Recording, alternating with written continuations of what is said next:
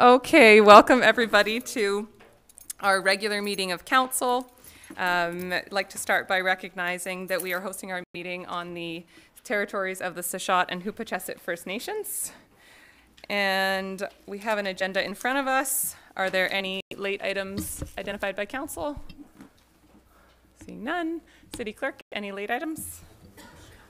Madam Mayor, we have a late report from the CAO classified under Section 6A regarding the McLean Mill.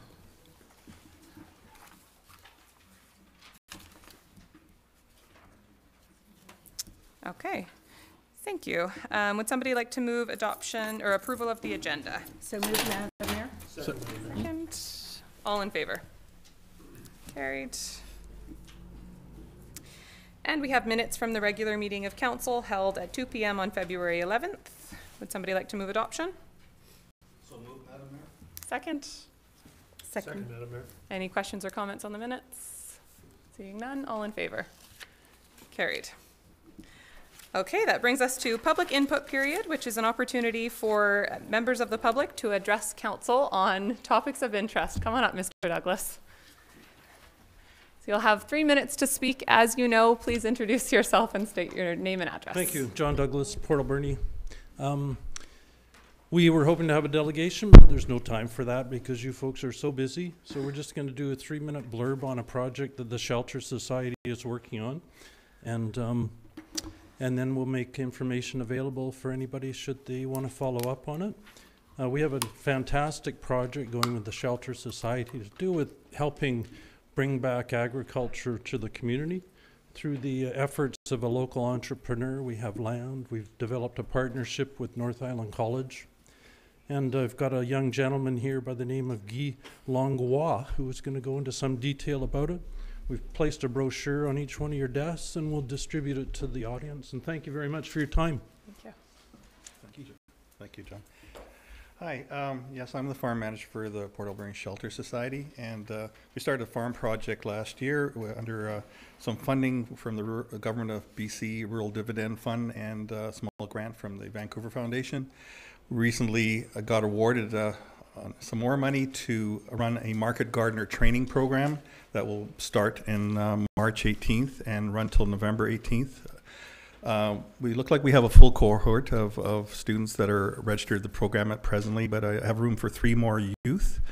The project is focused on engaging youth in agriculture because our agricultural development plan that was done by the regional district in 2011 identified our aging population of farmers that we desperately needed to attract youth into agriculture. And so this project does that by providing training, also access to land that they can farm on, access to infrastructure and tools that they can start their farms on. And we've got an excellent team of instructors, myself and Connie Karamoto is teaching the plant and soil biology. I'll be teaching the market gardening methods, and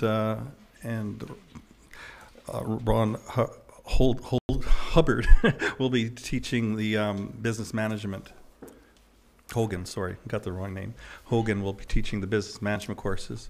At the end of the program, they actually qualify for a loan from Futurepreneurs Canada, and will be able to access a loan of up to $45,000 to start their business venture.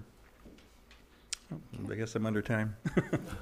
Perfect timing. Thank you very much. We have a second. We don't normally take questions, but I see no direct questions right now. Okay, thank you.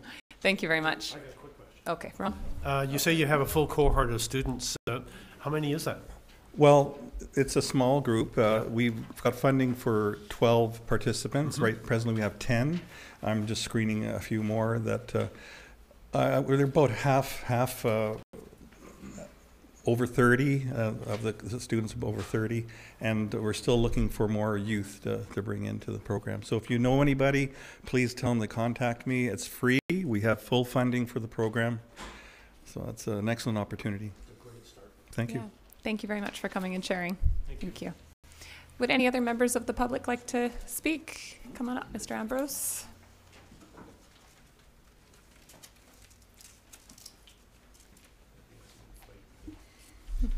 Yes, Keith Ambrose, 3147 Second.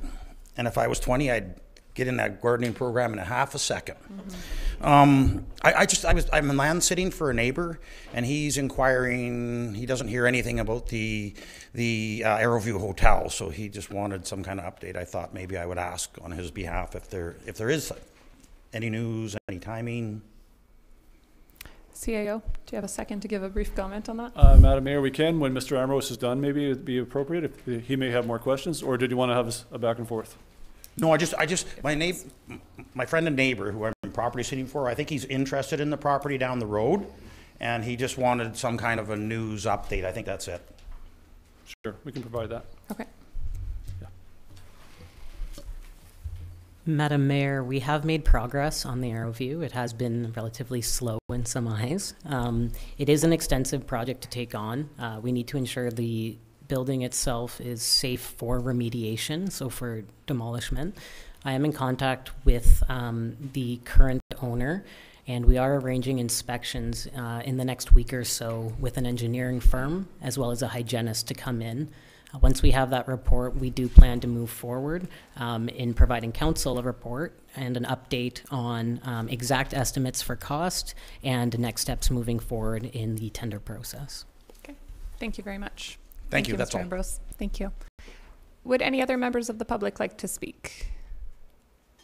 Okay, thank you. Moving on to delegations, and our first delegation is Joanne Sales from Broom Busters. And just a reminder for delegations, you have up to 10 minutes. Okay, thank you very much. Thank you. Appreciate being able to come this afternoon, Mayor and Council. I'm Joanne Sales. I'm the director and the founder of Broom Busters Invasive Plant Society. What I'd like to do today is just review some of the reasons why we are so passionate about getting rid of broom and what's been going on in Port Alberni and what we hope will be going on in Port Alberni. Why do we care so much about Scotch broom? Well, first of all, let me say that last year we had 500 volunteers cutting broom for 5,000 hours on East Vancouver Island. So we have a lot of passion behind this in many, many different communities. And here's why. What's wrong with Scotch broom? Scotch broom is an alien invasive plant. It's not native. It spreads rapidly in the sun, forms dense thickets so that it crowds out our native plants, leads to a dramatic loss of diversity. It prevents forest regrowth, and that's very, very important to us on the island. Highly flammable, that's also very important. It's toxic to grazing animals and wildlife, so it's replacing grasses and foods that the wildlife can eat, but it's toxic itself. Takes over farm, forest, and parkland. So here's a picture of what happens when broom takes over. Unfortunately, I think you probably have seen this. Broom on vacant property makes a city look ill-kept and makes a park and farm unusable. Broom spreads rapidly. Okay, it's an alien. There's no natural checks. And a single plant can produce 18,000 seeds, which remain viable in the soil for 30 to 40 years. So you start out with a single plant, like the top left, and then you have a small cluster, and then you have what we unfortunately see under a lot of the BC Hydro power lines and elsewhere where trees have been removed. On any disturbed soil in the sun, broom wins. Okay, this is the Parksville interchange. A lot of this has been removed by Parksville local volunteers since this photo. Okay, our forests are in danger. Broom grows fast and it strangles young trees. And climate change by itself is hard on our forests with hot, dry summers, wildfires, and severe storms. But getting rid of broom is something that we can do. Okay, so here you can see in the picture where the broom has traveled from the hydro lines, where it was very dense, into the young forest. A lot of money is lost by forestry companies by the presence of Scotch broom. How bad does it get? Two Vancouver Island people went to New Zealand and took these photos. You can see broom can ultimately take over the whole mountainside. Okay, this is broom and gorse. This is what we don't want to happen on Vancouver Island, and it could if we're not careful. Broom grows huge quickly. It's a woody weed, and look at the size of, there's my foot, and there is a stump of Scotch broom. Can grow 15 feet. Broom strangles native species and takes over special places. So this group of volunteers on the top are rescuing a rare camas flowers field. And below you'll see we had the Aerosmith Search and Rescue at Top Ridge Regional Park helping us get the broom off of the cliffs.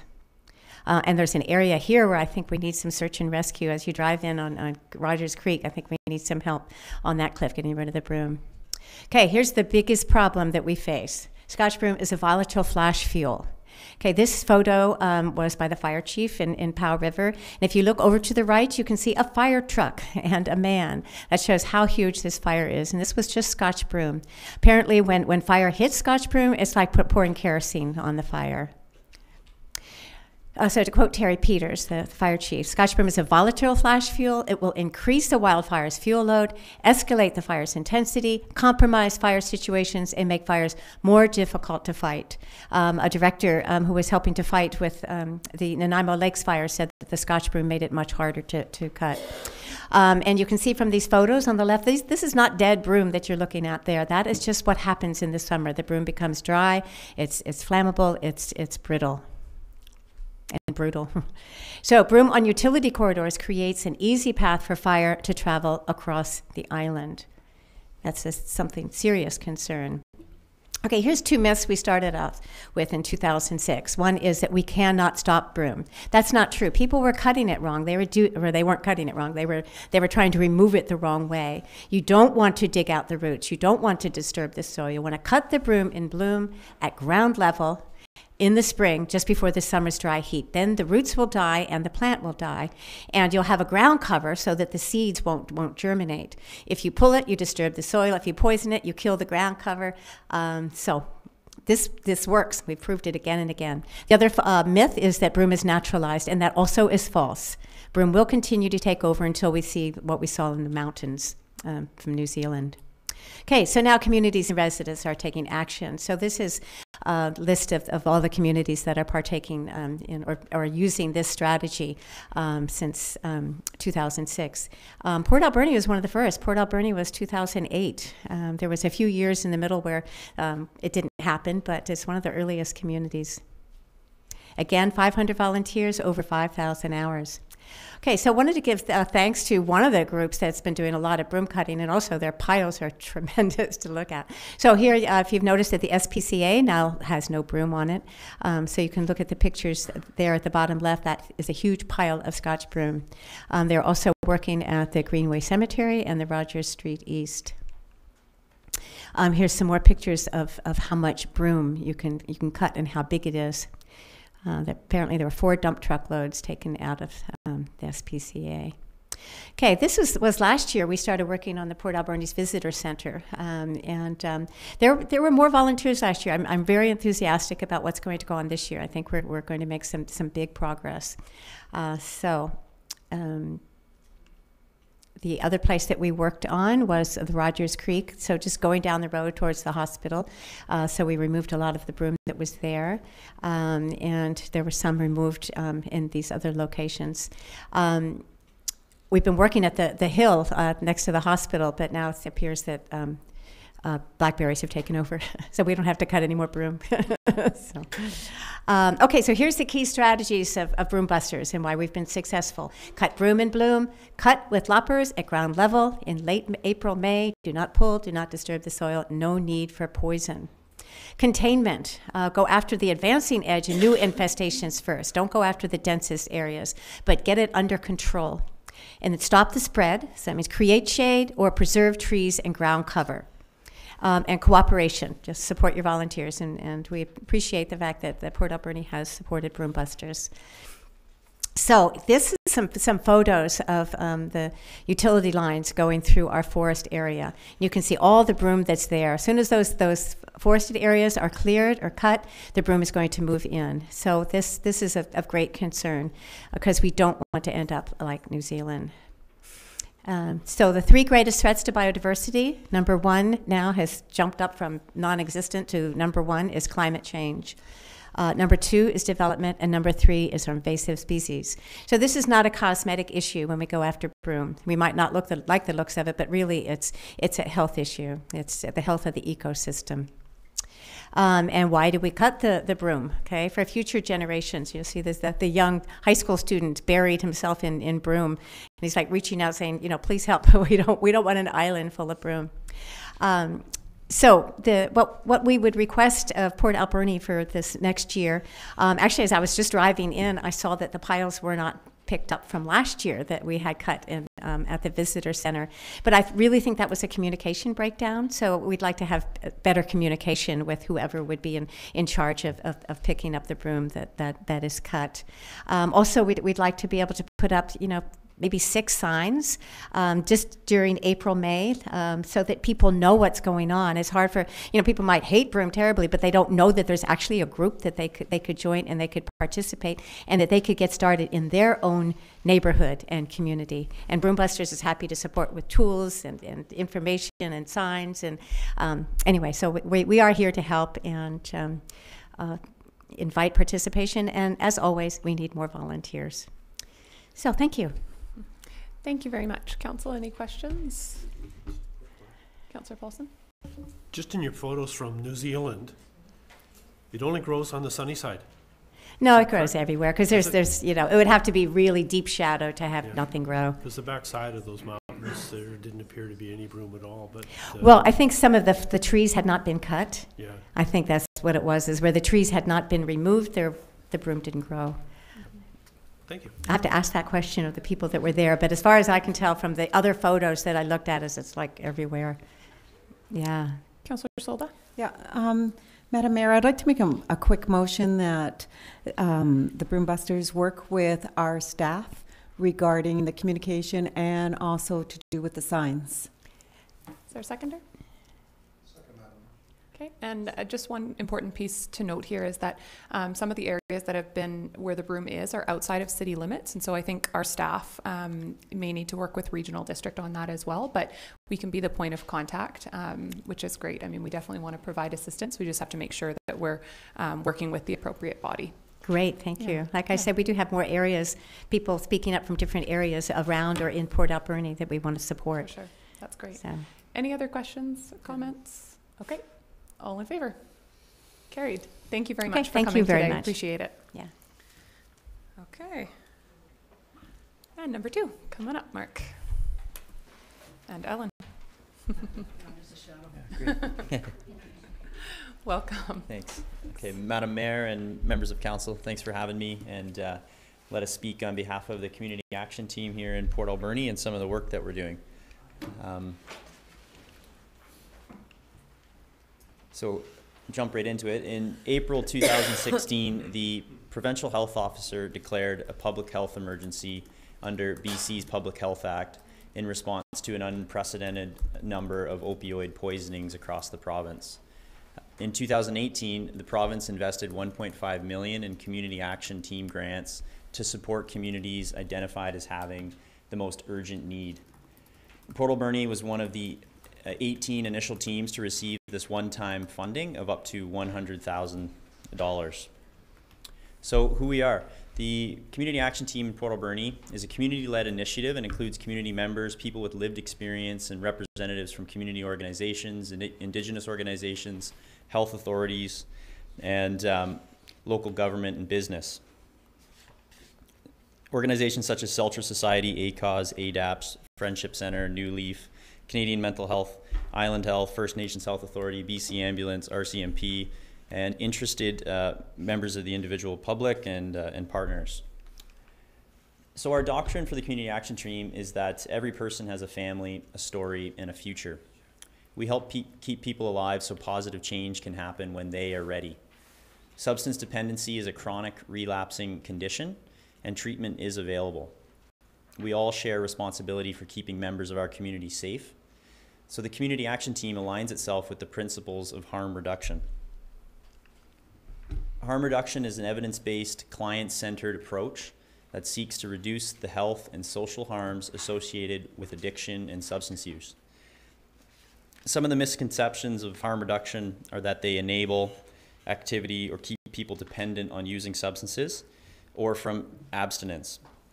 This is simply not true, and it's not evidence-based. To the contrary, the reality is that Not all people who become dependent on substances or opiates in this matter are willing or able to quit. So the community action team's responsibility is to keep those members of our community safe and alive until they reach a point where they are willing to receive help and stay safe. Abstinence is a form of health and safe lifestyle, and it falls under the umbrella of harm reduction and the work that we do. Harm reduction looks at the individual, the community, and society as a whole. When we look at some of the work that the community action is doing at the community or the individual level, we talk about increased overdose prevention service hours in a safe consumption site where if an overdose is to occur, there's trained professionals that can intervene and call 911. When we talk about the community, we talk about increasing naloxone distribution kits out into the community with trained programs so that individuals can respond. We talk about having peers working in the OPS, interacting with frontline harm reduction staff on a regular basis. When we talk about society and harm reduction, examples of this would be the sharps collection boxes that the city has put forward and limiting the number of 911 emergency response calls across the city. So the intent for this meeting today is to introduce the community action team and the work that is being done in the community, to give a situation report of what the opioid crisis looks like in the Alberni Valley. And number 3 is to see if we can impact a sense of change on a personal level, on a community level, and society as a whole. So real quick, if you look at the right side of this graph, this is British Columbia provincial data, and we see a steady incline in overdose deaths related to overdoses on the right side. And this steady increase is starting in 2013. And the graph goes until 2016. Unfortunately, the trends continue into 2017, but we are beginning to see some positive trends starting in 2018. There was a plateau. The real challenge from here, and the CAT accepts this challenge, is where do we go from here and how do we get these numbers down? And that's what we're trying to work on, is decreasing the number of overdose deaths. This graph shows the dark line at the top is the overdose deaths in the province of British Columbia that are directly related to fentanyl, and the dashed line at the bottom is overdose deaths that did not have fentanyl in them. So this is why we see this as one of the main culprits in the front line on the news, and we see so much about it. This chart is showing the top 10 other drugs detected in fentanyl overdose deaths. So it's not just found in opiates. We're seeing fentanyl overdose deaths mixed with cocaine, ethyl alcohol, methamphetamines, and heroin. And yes, great, even marijuana. So we'll look at the numbers. The numbers are constantly changing, and there's always data coming in. These numbers are taken from the Medical Director Fall Forum 2018. And keep in mind that the numbers on this chart have nothing to do with 2019. So the overdose fatalities since the 1st of January 2016 to the end of 2018 were 23. 7 fatalities in 2018 in the Alberni Valley with a 4-to-1 male to female ratio. That's for every female that passes away from an overdose death, there's 4 males. There's a broad age range with a bit of a skew to 40 plus years of age. That means that the majority are over 40 years old. Average 40% are aged 20 to 29. And in this younger cohort, there's almost no difference between the sexes. These are some important numbers that should jump out at us, that 90% of the overdose deaths are occurring in private residences. Of those overdose deaths, 87% have fentanyl detected. 911 calls for overdose in the Alberni Valley are 2 to 6 a week, which is an increase of 20 to 25%. Which is seen as a good thing, so people are calling for overdoses. BCAS is attending 1 to 3 calls a week. Yeah, I'm not commenting on 2019 yet. So some of the language of the community action team here in Port Alberni and what it is that we've been up to for the last year. So the CAT received the one-time funding, and we put 3 priority projects ahead, and number 1 was to increase hours of operation at the overdose prevention site on 3rd and Butte that was already existing. So that was just trying to increase the traffic and try to increase capture of individuals using substances. And again, this is a safe consumption site where if an overdose should occur, trained professionals are there to respond. Number 2 was to increase the opportunities for meaningful peer employment. And those are individuals using substances, largely working at the OPS site, and without them, the OPS site would not be possible. So cleaning, keeping this facility safe and functioning. And number 3 is to decrease stigma and address barriers in accessing services for people who use drugs by hosting a series of community forums, town hall meetings that will focus on addressing stigma and discrimination. So the community action team views stigma associated to substance use as a major factor for people choosing to use substances alone. Using substances alone is the most common reason for overdose deaths in the Alberni Valley.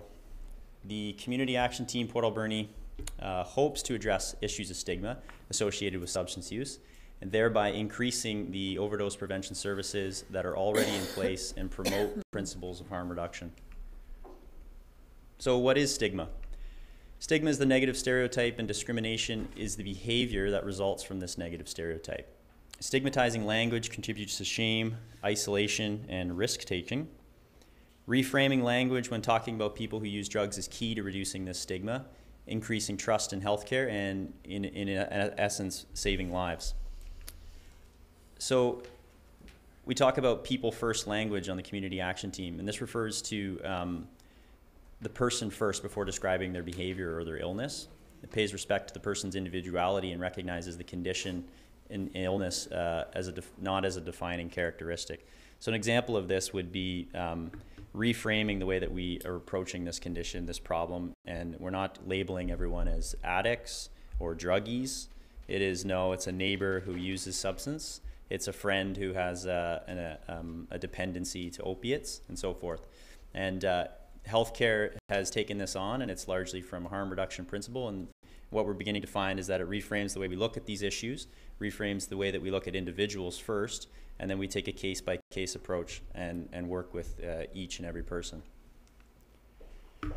So again, the CAT views stigma associated to substance use as a major factor for people choosing to use substance alone. When we looked at the data, we know that 90% of the overdose deaths are people who are using alone in their private residences.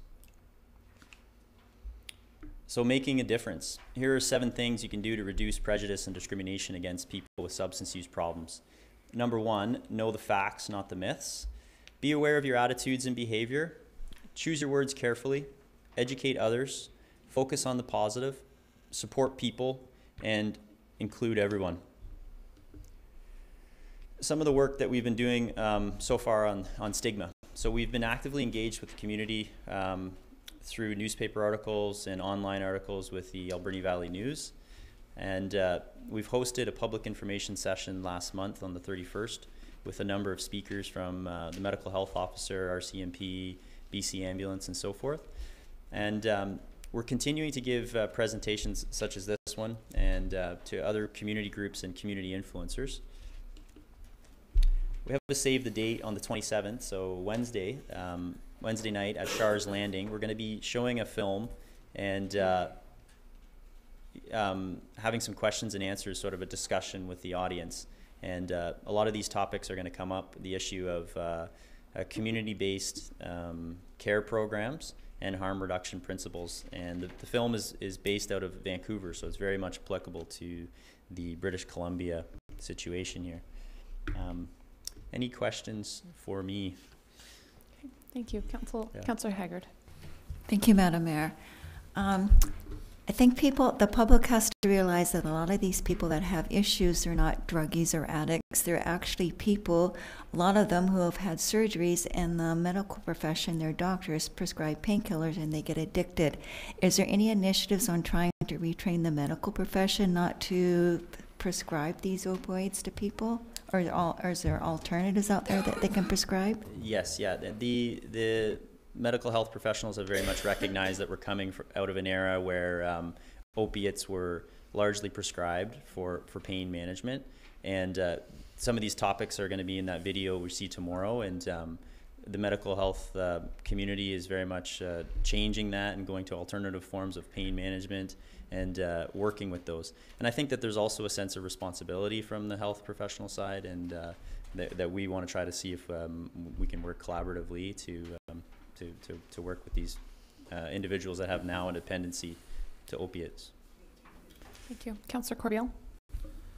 Yeah, do you have any success stories that you can share with us where people through the clinic have gone seeking treatment? Sure. And when you say clinic, which clinic do you mean? The overdose prevention.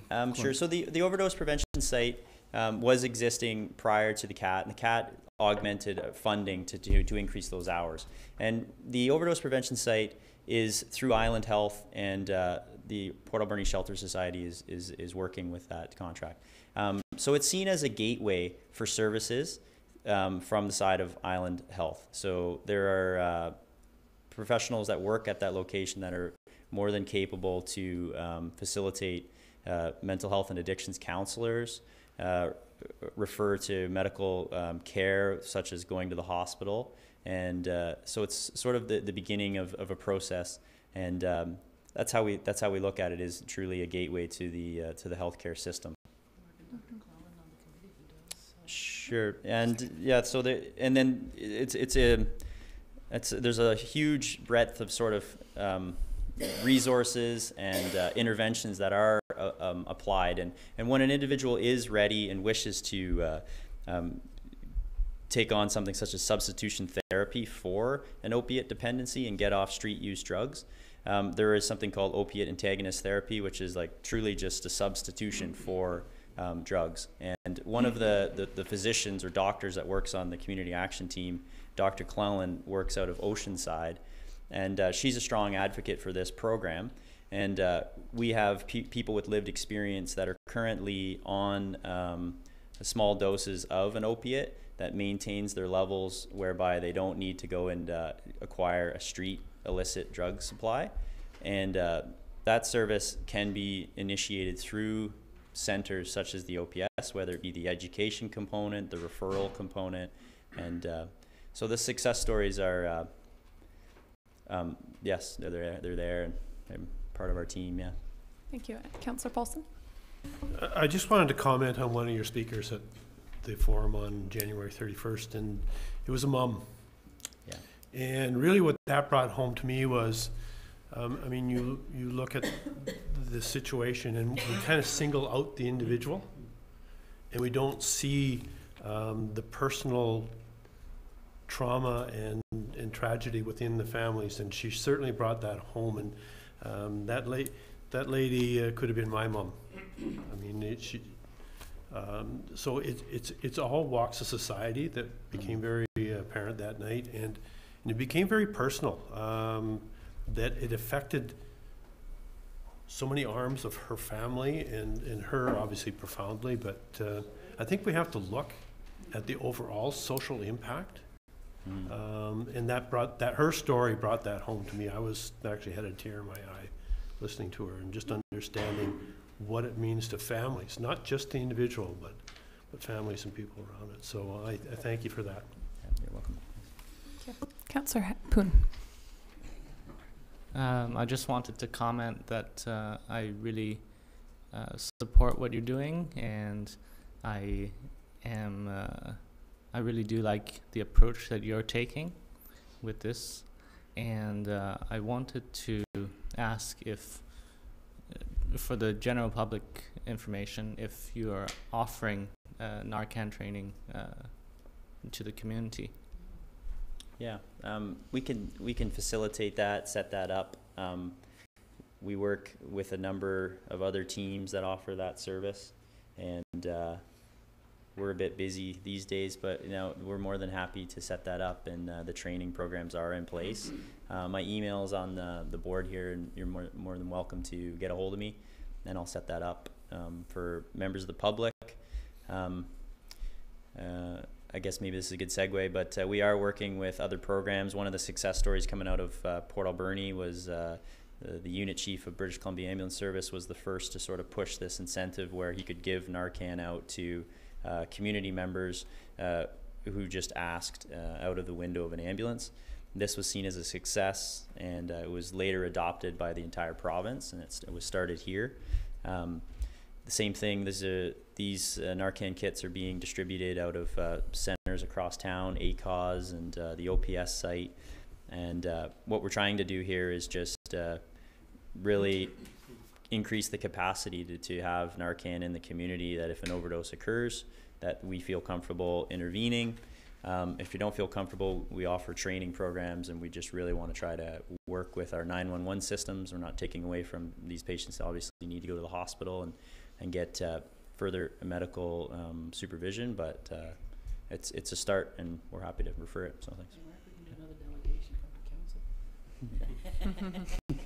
So we can come to council and do a training session, another delegation. Ellen will do that one. Councillor Solda, do you have any questions? Councillor Washington, any questions? Actually, I do. This is very good, and I think that Port Alberni needs to be educated on what goes on down there. There's so much negativity coming out around the 3rd and Butte Street area that I think a little more education wouldn't hurt for the regular guy out there just seeing all the bad stuff. Mm-hmm. Yeah, thank you. And for myself, question kind of, I guess, surrounding what can the city do? We are just getting closer to finishing our budget.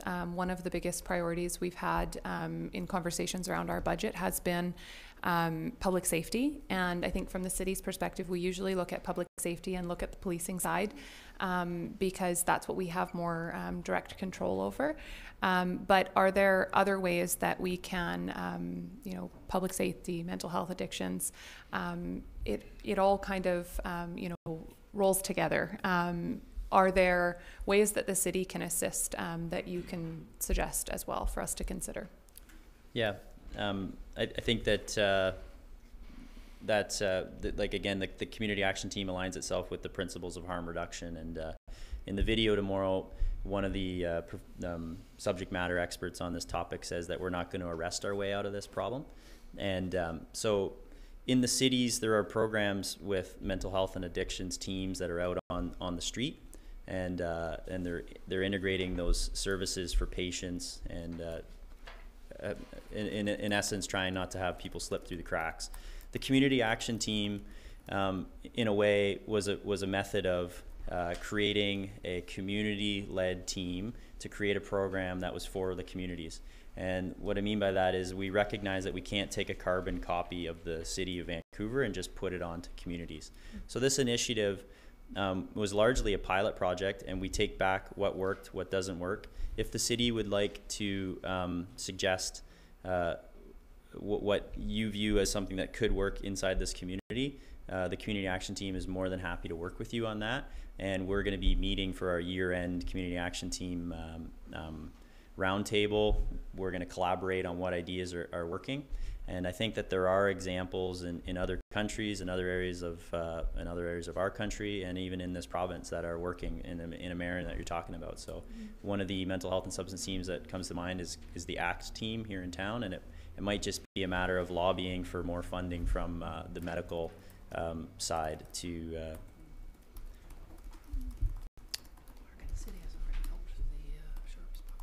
Yeah, and then yeah, exactly. The city is already on side with membership on the community action team, working with Willa Thorpe, and we've spearheaded Sharps collection boxes across the city, and so I think that the values of harm reduction are already like in place, and so.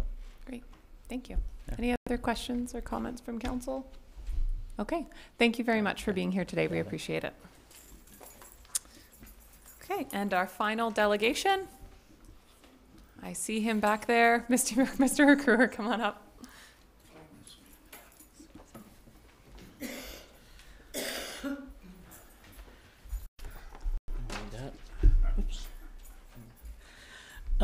Good afternoon, Madam Mayor, Council. My name is Sandy McCruer, and my address is 4728 Southgate Road. I'm going to read because I'm too nervous to do anything else. I wrote a 20-minute presentation before I realized I wouldn't be able to present it all. So what I will say here now is much shorter. The longer version is in your package if you want to get some background. Essentially, I'm asking you to demonstrate an interest in a rapidly growing industry on Vancouver Island, the film industry, by substantially increasing the amount that is contributed to Vancouver Island Film Commission from this region. The City of Campbell River contributes $50,000 plus office space every year. The Regional District of Nanaimo contributes the same amount. The province of BC contributes $30,000. The Comox Regional District contributes $15,000. So, in my way of thinking, this is the price to get into the game. However, the ACRD has only contributed about $7,500 for the last 6 years or so. In the last 18 years, several productions have come to this regional district, but none to the Alberni area since Insomnia 17 years ago. This needs to change, in my opinion. We now have people here working on the industry, working in the industry, and local government has an opportunity to support them. Why am I asking this? Well, because I want to help diversify our local economy, because this industry is booming now. It has outgrown the Lower Mainland. In the last 3 or 4 years, InFilm has recognized this and has trained crews and brought the first film studio to Vancouver Island, the first on the island. It's in Parksville, and it's just over half an hour away. I'm also asking because I have a personal interest in the film industry. In the past, I've done some scouting for InFilm and for the TV show Chesapeake Shores. In fact, I shot the house that the show now uses for the family home. I have participated in a couple of workshops as well.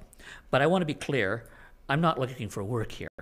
Although I am retired, I think that this industry is low-hanging fruit in our efforts to diversify the local economy, and I want to help to build the industry. So, what would we get for a bigger contribution to InFilm? This is partly a decision for council, but I can offer a suggestion.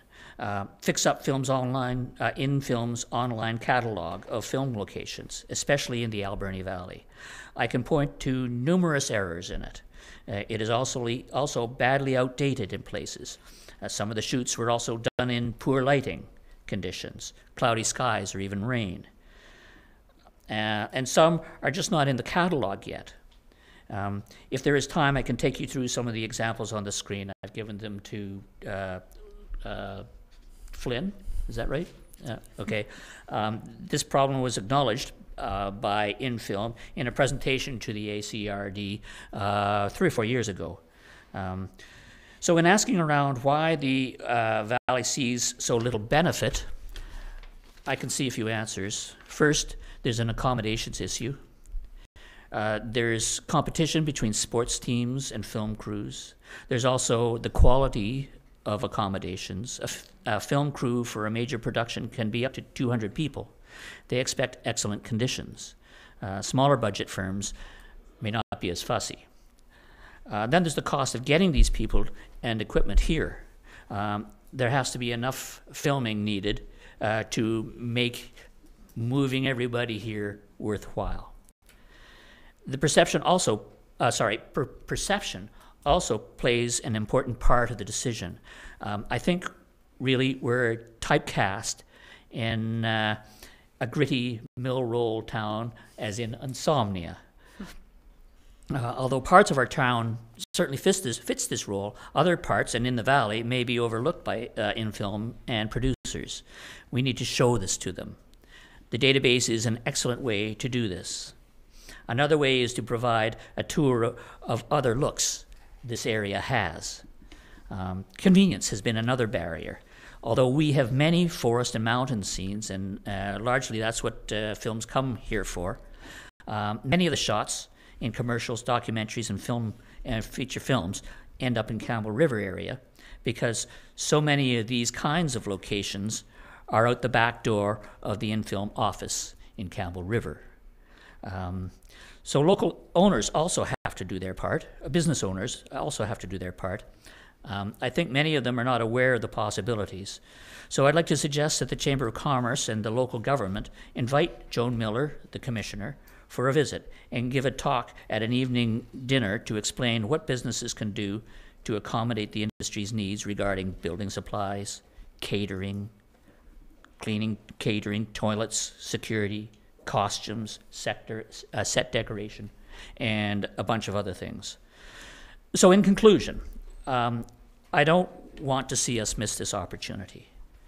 We need to get the attention of Infilm and make it clear they are welcome here. The staff is very much aware of the state of the location catalog. They expressed interest in improving their website, but are limited by their manpower and funding. So I urge you to get in the game, offer substantially more money, and ask them to direct it specifically to projects that increase the Valley's chances of landing some more productions here, whether it be commercials, documentaries, movies of the week, or anything else. I also urge you to establish a relationship with the staff at Infilm, invite them to learn more about what possibilities the Valley holds, and to have them educate us about the film industry on Vancouver Island. Thank you very much for your attention. Do you have any questions? Thank you. I think Councillor Solda has a question first. Hi, Sandy. Sandy and I had a meeting just before I left for holidays, and I was on the commission before a few years back and attended all their meetings, and I have been appointed with the ACRD to be on the commission as the ACRD rep, and so we will be in discussion with the Film Commission. Regarding your, I did have a motion written to invite them to come to the City Council, and maybe our staff could say where we are. It will be at the next meeting, Sandy. And I also have a motion with the ACRD to do the same thing and have a discussion with the Film Commission. Thank you, Madam Mayor. Good Thank news. you. Other questions, comments? Councillor Haggard? Thank you, Madam Mayor. It's my understanding, Sandy, that if a film producer is looking for a particular type of scenery or building, that they simply phone up the Film Commission and say, okay, we want something rustic building or a rustic barn or whatever specific you're looking for, and they just look it through their catalog, and when they find it, then they send that information on. So I totally agree. If we're not don't have the appropriate pictures on their file, they're not going to come seeking us out. We have to be more proactive. And second comment, I love your idea of inviting them to a chamber meeting. Have you talked to Executive Director of the Chamber about inviting them? That's my next stop. Okay, perfect, thank you. I think he would be very open to it, and I think it would be a great way to get them into the community. Thank you for being so proactive on this initiative. Very important. Thank you. Other questions? I have one more thing. Go ahead, Councillor Solda. And just so the public knows, Cheapskate Shores is looking for extras, so they have a big, if you go to the Facebook page, you'll find that. It's March 5th. March 5th, thank you. In the Cottonwood Golf Course. It's south of town near the airport. Mm-hmm. And just so, Sandy, I know you've done a lot of work in the past with the Film Commission, and I think you've done an amazing job for the community. And I know the archives are, and even in the past, they were way beyond action. Yeah. They need to be updated. I agree. The point that I didn't mention in my speech, and I perhaps should have, is that in the past it's the ACRD that has given, and it doesn't have to be just the ACRD. It can be the city. And I know you're in budget discussions, and I don't know how far along you are, but that's a good way to do it. And then finally, if you give the money, give it with strings attached. Because as I said earlier, they don't have the manpower to really look after that catalog the way it should be looked after. So yes, give your money and say this is for improving the catalog. And if they need to hire somebody to do it, so be it. Yeah.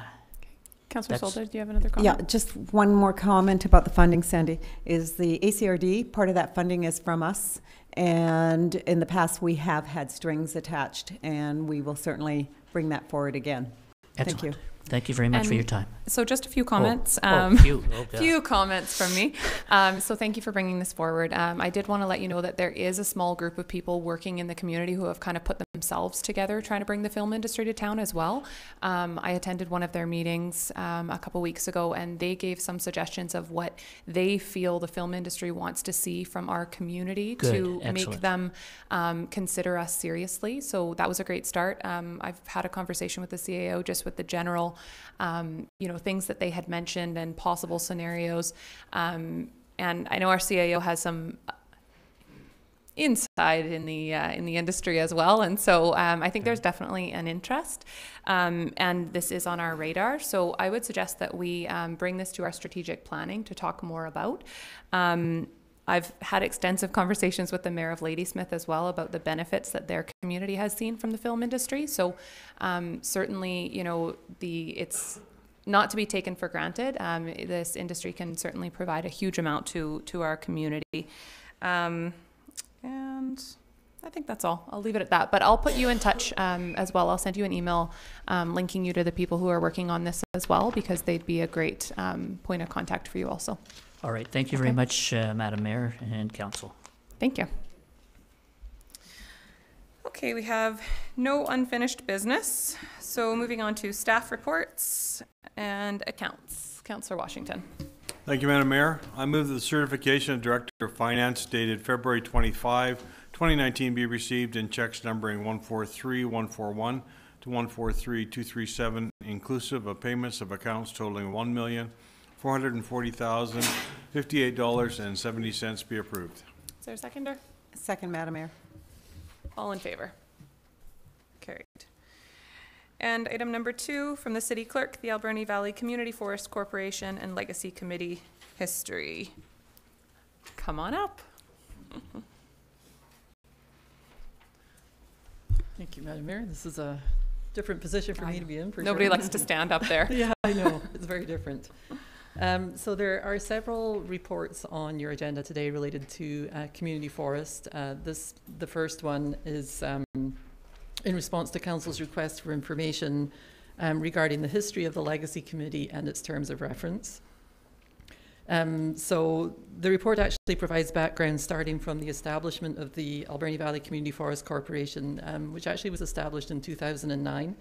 And just for Council's reference, the board is comprised of 4 directors nominated by City Council of Port Alberni, 1 director nominated by the Sprout Lake Electoral Area Representative on the regional board, 1 director nominated by the Band Council of the Hupatchesat First Nation, also 1 director nominated by Council of the Sishat First Nation, and 1 non-voting liaison who is a member of Council of the City of Port Alberni. So that's the composition of the board. In 2014, the board was in a position to present their first dividend check to the city in the amount of $350,000. In May 2014, the Community Forest Legacy Committee was established with the purpose of recommending to Council a project of benefit to Alberni Valley residents that funds arising to the city would be reserved for. The committee was comprised of 2 members of the Community Forest Board, 2 members appointed by the Regional District, 2 council members, and a member at large from the community. Later in 2014, at the request of the committee, Council amended the terms of reference to reflect the ability for the committee to recommend to Council projects, or multiple projects, of benefit to Alberni Valley residents. The Legacy Committee went through an extensive process to invite applications, evaluate them according to specific criteria, and provide recommendations to Council for endorsement. And a variety of projects were approved, totaling $350,000, and they included funding for the Regional Airport GPS and runway extension, the Alberni Inlet Trail interpretive signs, Bulldogs Office Edition, and several other projects that are outlined in the report. The committee last met in May 2017. And the report does outline several options for Council's consideration. Staff recommends that the city at this time consider the work of the Legacy Committee complete in accordance with the terms of reference, and that the committee members be thanked for their work. Staff also recommends that the Community Forest Board be consulted before funds are expended in the future. So this would mean an amendment to the Alberni Valley Community Forest Reserve Fund bylaw, recognizing, of course, that disbursement of funds would be made at the direction of council. Thank you. Council, any questions on the report? Councillor Solda. I'm just kind of curious. I know when the committee was first struck, it was because we were letting the community make that decision where the funds went. So would this be presented? How is the picture being presented to council if we went with option 1 and 3? I'm just kind of curious to know, is there anything? I think, Madam Mayor, at this time, council hasn't given any direction to expend the funds that are in that reserve fund. So at this point, we have a total of $250,000. The board recently presented a dividend check of $150,000. So if we were to maintain the legacy committee, they don't really have a mandate to meet at this point. And the terms of reference as they're written currently kind of reflect that initial funds that were expended.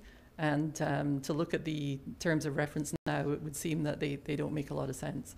So going forward, it would be, we think that the terms of reference and the committee has completed its current work for sure. But if we amend the bylaw, it would still allow that public consultation in future, recognizing that council does have the authority to expend the money in that fund, but it would still allow some consultation with the board before we actually did that. Yeah, and I'll add to that I think that at this point, if we go this direction, we could let the funds sit and accumulate for a larger project, or we could pick smaller projects on our own that align with our strategic initiatives but have value to the entire Alberni Valley. I think that we should absolutely be looking at a model where the Community Forest Board is, is engaged on whatever we decide or whatever we propose putting the money toward before we expend it.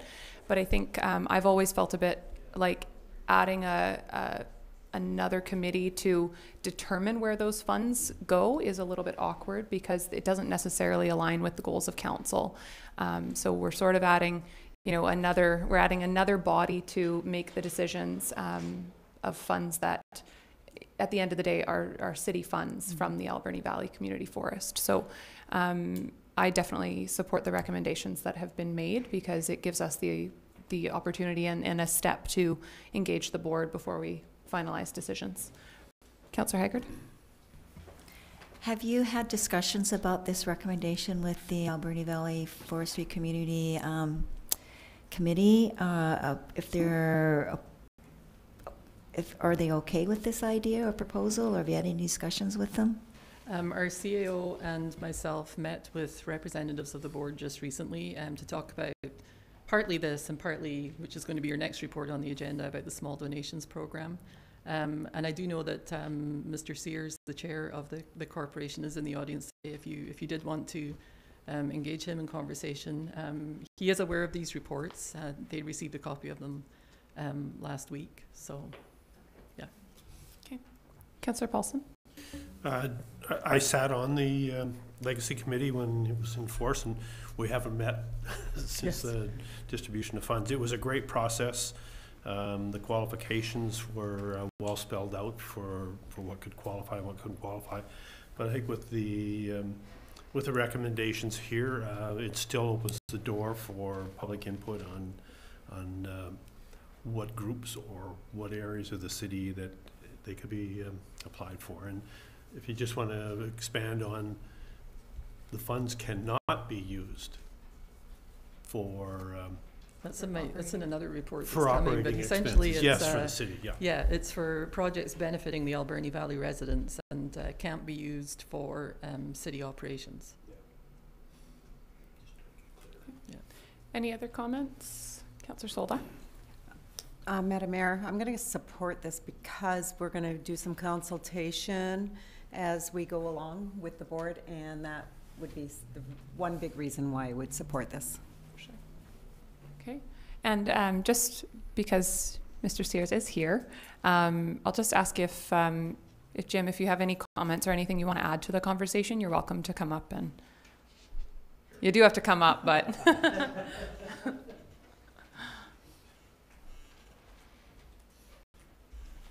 Yes, it's Jim Sears. I'm a chair of the Community Forest Board. I live at Sprout Lake. So our main interest is that the monies be used for projects that benefit the entire community, whether it be regional district or city. Now, ultimately, the city is the only shareholder, so the city has purview over how the money is spent.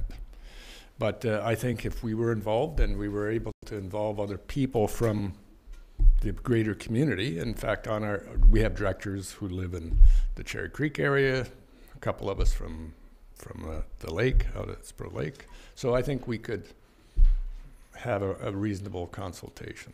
That's great. But ultimately, as I say, it is the purview of the city. Okay, great. Thank you for adding that. Any other comments or questions? Okay, thank you very much.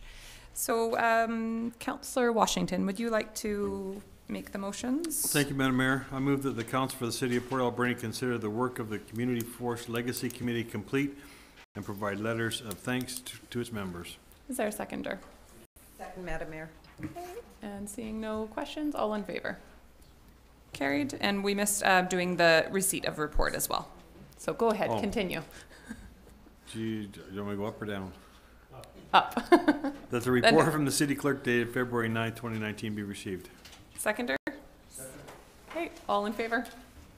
Carried. And the last one, if you want to read that one as well. That the Council for the City of Port Alberni direct staff to amend the AV Community Reserve Fund bylaw and introduce a provision that the AVCFC board be consulted prior to any expenditure of their funds. Second, Madam Mayor. And seeing no questions, all in favor? Carried. Thank you. And on to item 3 from the Chief Administrative Officer, the Alberni Valley Community Forest Small Donations Program. Madam Mayor, on a similar topic, still with community forest, I'd like to summarize my report if I can.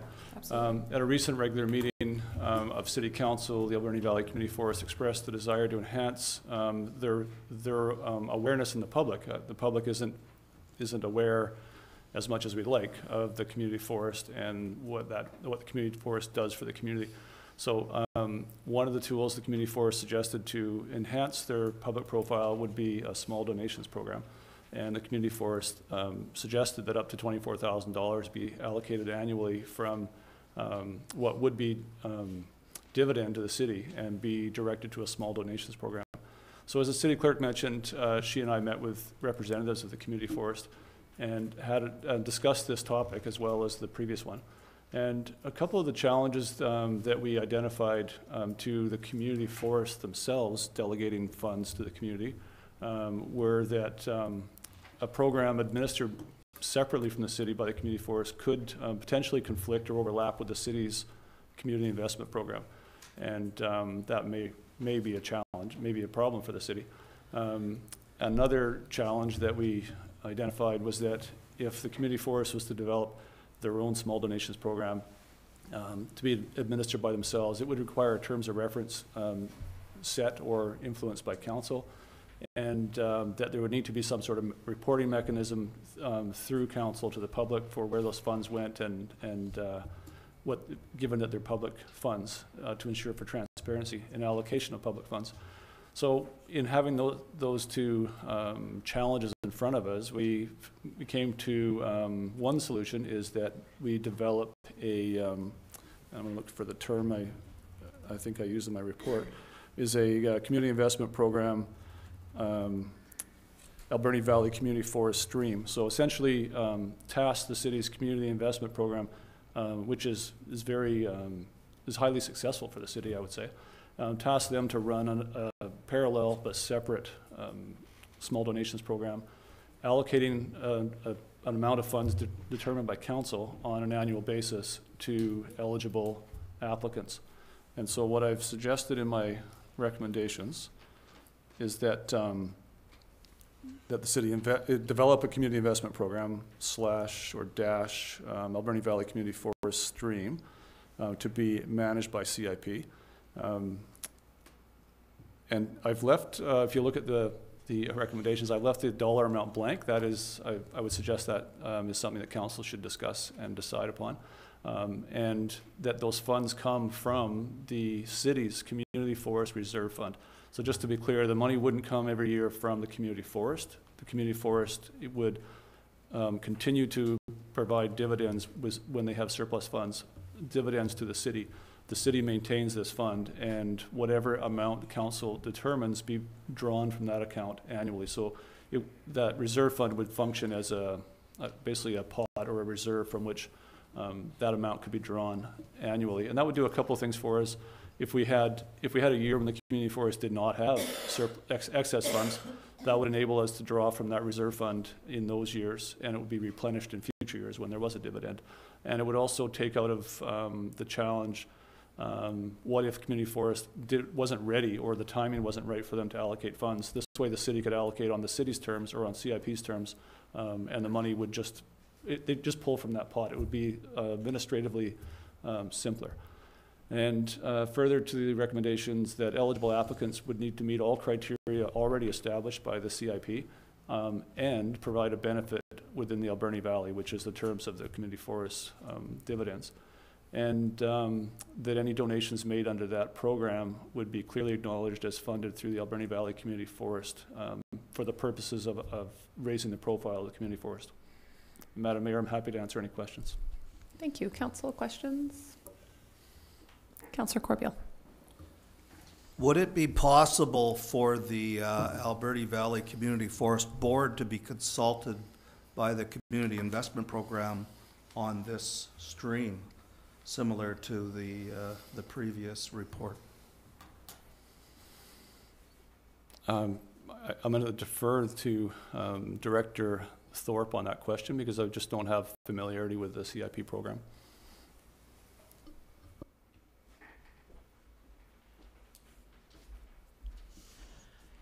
Thank you, Madam Mayor. If it's the will of council that that council wishes for the community investment program to consult that group, absolutely we will. My ask as staff representing the community investment program would be to ensure that the criteria are crystal clear so that similar to the existing community investment program, which Councillor Paulson has sat on and Councillor Poon now joins us, is that it's not meant for projects such as capital projects as part of the existing criteria. And so again, my ask would be that as long as the criteria is clear, and that could come as a function from the community forests as well as council in tandem, I think would work quite well. I would personally advocate for the Community Forest Board to set the initial scope of what those funds are kind of intended to be used for, but not to be consulted every time, because I think that we could run into potentially, you know, if the Community Forest Board doesn't like one of the applications or they don't feel that it's the best use of that portion of the funds, do they have the ability to, you know, cross it off, or like who's the decision maker on that then? I think it leaves kind of a lot of gray area. I think we'd be better to set the requirements up front and have that be the community forest's input. Councillor Haggard. Thank you, Madam Mayor. I was just going to comment that most of these projects that go, all the projects that go through this fund, they're very small amounts. So I think it may be more prudent and time-saving if we just continue on with the same criteria that we have already without consulting with them, because they're all small amounts. And Madam Mayor, I think you make a great point that the idea that if you have a community investment program committee, and just as we present the annual figures for council's consideration, that we empower that group of folks in that committee to make those decisions, and so that we're not in a situation where there's any conflict or question that what project may prevail over another. And again, this is why I request that whatever the criteria may be, either the existing criteria or in addition to, maybe there's additional criteria, once that committee has that clear direction, my suggestion would be that the committee is the decision maker, and then of course would bring to council for final adoption. That's great. Councillor Paulson. I think this is a great program, and really when I was at the meetings with the community forest group, really the idea behind this is to raise the profile of the community forest and actually what they do in our community, what they do for our community. And actually, just spitballing, but I'm going to just throw something out here, and I don't know that they can be used for this purpose. But we have a number of community-owned tents that go to public events and so on, and we have detected that they're reaching the end of their lives. And I'm just wondering if community forest could be used for something like that and have community forest on those tents so that wherever they went, they'd know who they came from. I don't know if these funds can be used for that or not. That's a cool idea. But also the community investment program is, after having sat on that, has been refined, and you can do online applications and whatnot. But that group meets probably 2 or 3 or 4 times and has to make some very, very difficult decisions because it's underfunded and there's more applications. And to go outside of that process, I think, is not a good thing. Take the group that's there, which I have great confidence in, and Councillor Poon is on that now, and they have great input, and they have great integrity with regards to applying the funds, I think, anyway, so. Any other questions? Thank you very much. So, Council, I would suggest that, and I think one concern I heard or saw in reading through the report and from the CAO, one concern that I would have is that if we are going to commit an annual amount to be drawn from that reserve fund, it could potentially limit our ability to use that reserve fund. Right now, we have a good amount of money in there, but if Council wants to choose a project to do from it, we could potentially go a couple years with no dividends coming in from the community forest. Certainly we've been very fortunate with what we have gotten over the last few years, but we have had at least 1 year, I think, out of the last few where we where we didn't receive a dividend 1 year, yeah. So I would suggest that if the Community Forest Corporation, I believe, has suggested $24,000 for the annual amount. I would suggest that if we're going to do an amount like $24,000, that we do it only in years where we get a dividend. If we want to do it every year, then I would suggest a smaller amount, so that if there are years where we don't get a dividend, maybe $10,000 automatically goes into that community investment program. And if we want to do a higher amount, we would only do it when we actually get dividends. So I'll open that up to conversation. Councillor Poon. So the years that we get dividends is not really within our control. So I would support having a smaller amount annually, whether we get a dividend or not. Okay. Would you like to make that a motion? Sure, I'll support it. I'll make a motion that we have a $10,000, I guess. How do I fill in the rest of that motion? I think we've got it kind of, yeah. So that is essentially what staff had suggested. We're just considering a lower amount. And staff did suggest also that having it just regular every year, regardless of whether or not we get a dividend, is the simplest and easiest and most consistent for the program. So I think if you want to just read that first motion with the $10,000, that's basically what's been suggested by staff. Okay, I'll make the motion that the report from the CAO dated February 20th, 2019 be received, and that $10,000 be distributed annually via the Community Investment Program, Alberni Valley Community Forest Stream, from the city's Community Forest Reserve Fund to eligible applicants. Is there a seconder? Second, Madam Mayor. Okay, and discussion? Councillor Paulson. I'm going to vote against the resolution as it's put forward. And I'm only speaking because, sitting at the meetings with the Community Forest Board, they wanted to make a more significant contribution to the community on a more regular basis. And I don't think that $25,000 or $24,000 is unreasonable, even in years that we don't get a dividend. The dividend pot is fairly significant. At $25,000, if we never got any more dividends, it would last another 10 years. So I'm going to vote against this motion because I still feel that the Community Forest Board wants to make a more significant contribution to our community for the work that they do, the great work that they do. And so that's kind of my rationale behind that. And I think that $10,000, it's not a small amount of money, but it's not going to make a huge difference to what we intend to do here. So that's my thoughts. Councillor Solda. Yeah, it's interesting. I like the idea of of giving a little pot of money every year, and I actually thought of 20,000 myself, because if you're going to, as an example, buy tents or anything like that, they're going to cost a lot more, and you're not going to get much for your bang for your dollars. And although it is, again, a little bit of money, a lot of money to some people, but I don't think it's enough at the moment, and I will be voting against it. Councillor Corbeil. I agree with Councillor Paulson. I think the original intent was even to be giving out donations on a quarterly basis to try to raise the profile. So I would tend to agree that the original $24,000, whether or not there's a dividend, would be more in line. Thank you. And I'll just comment that I think the intent of the community forest funds is actually for larger projects. So we are really changing the intent of the community forest funds with this resolution. So I would caution that we don't want to stray completely from what the intent of the community forest funds has always been, and that is to go toward larger projects and not smaller projects.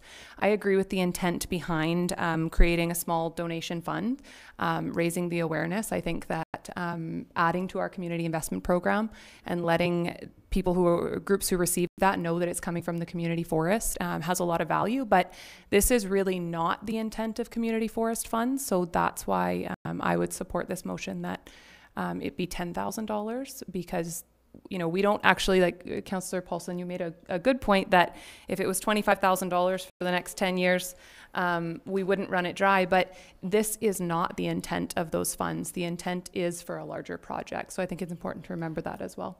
Councillor Haggard. Thank you, Madam Mayor.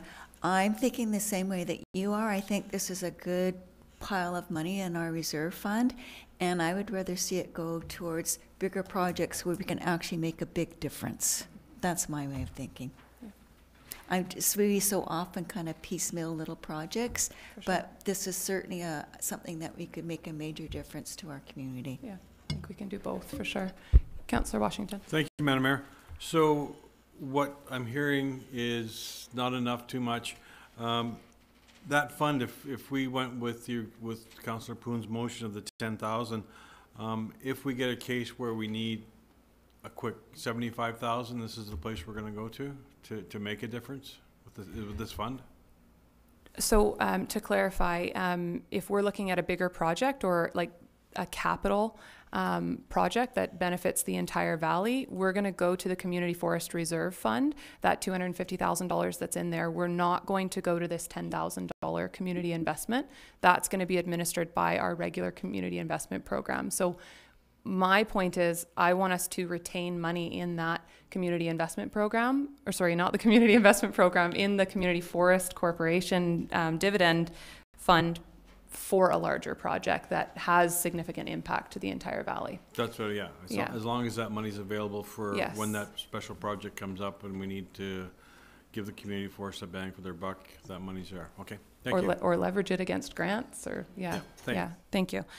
Okay, so on the motion, and again to clarify, this is going to be, the motion is for $10,000 to be distributed annually, whether there's a dividend or not, to a secondary stream of the community investment program. All in favor? Opposed? Carried. Okay, and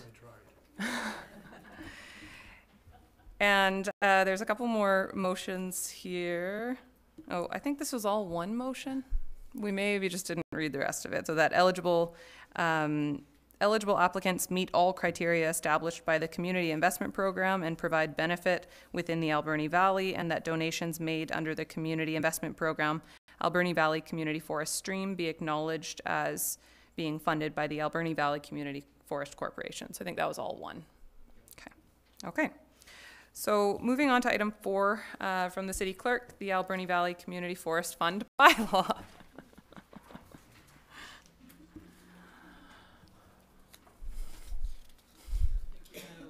Heard most of this, Madam Mayor, already. But again, this report was provided in response to a question from Council at a previous budget meeting about whether community forest reserve funds could be expended on upgrades to the Harbour Quay for upcoming cruise ship visits. So you've now heard the background, and a copy of the bylaw has been provided for you, and it states that monies will be used for projects benefiting the Alberni Valley as a whole. The money in the reserve fund will not be used for city operations. So some of the costs that were presented to cover items related to welcoming and safety for cruise ship passengers, we considered were mostly operational in nature and therefore not eligible for funding through the Community Forest Reserve Fund bylaw, and that the Community Investment Program would be the appropriate avenue for consideration for funding for some of those upgrades. Okay. Council, are there any questions on this part of the report? Councillor Solda.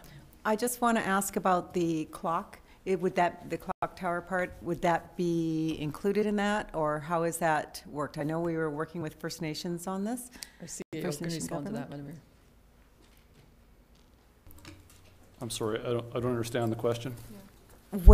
So funding for the clock tower to Yes. upgrade the clock, where is that coming from? And would that be part of this, or has it been allocated? Where are we on that? So we're talking, this report is on the community forest. Is that related to the clock tower? But we're talking about sure.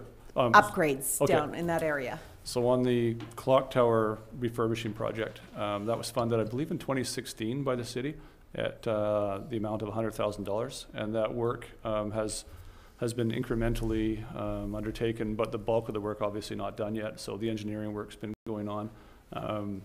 The funding was allocated in 2016, if that was the first year, and it's been carried forward each year after that.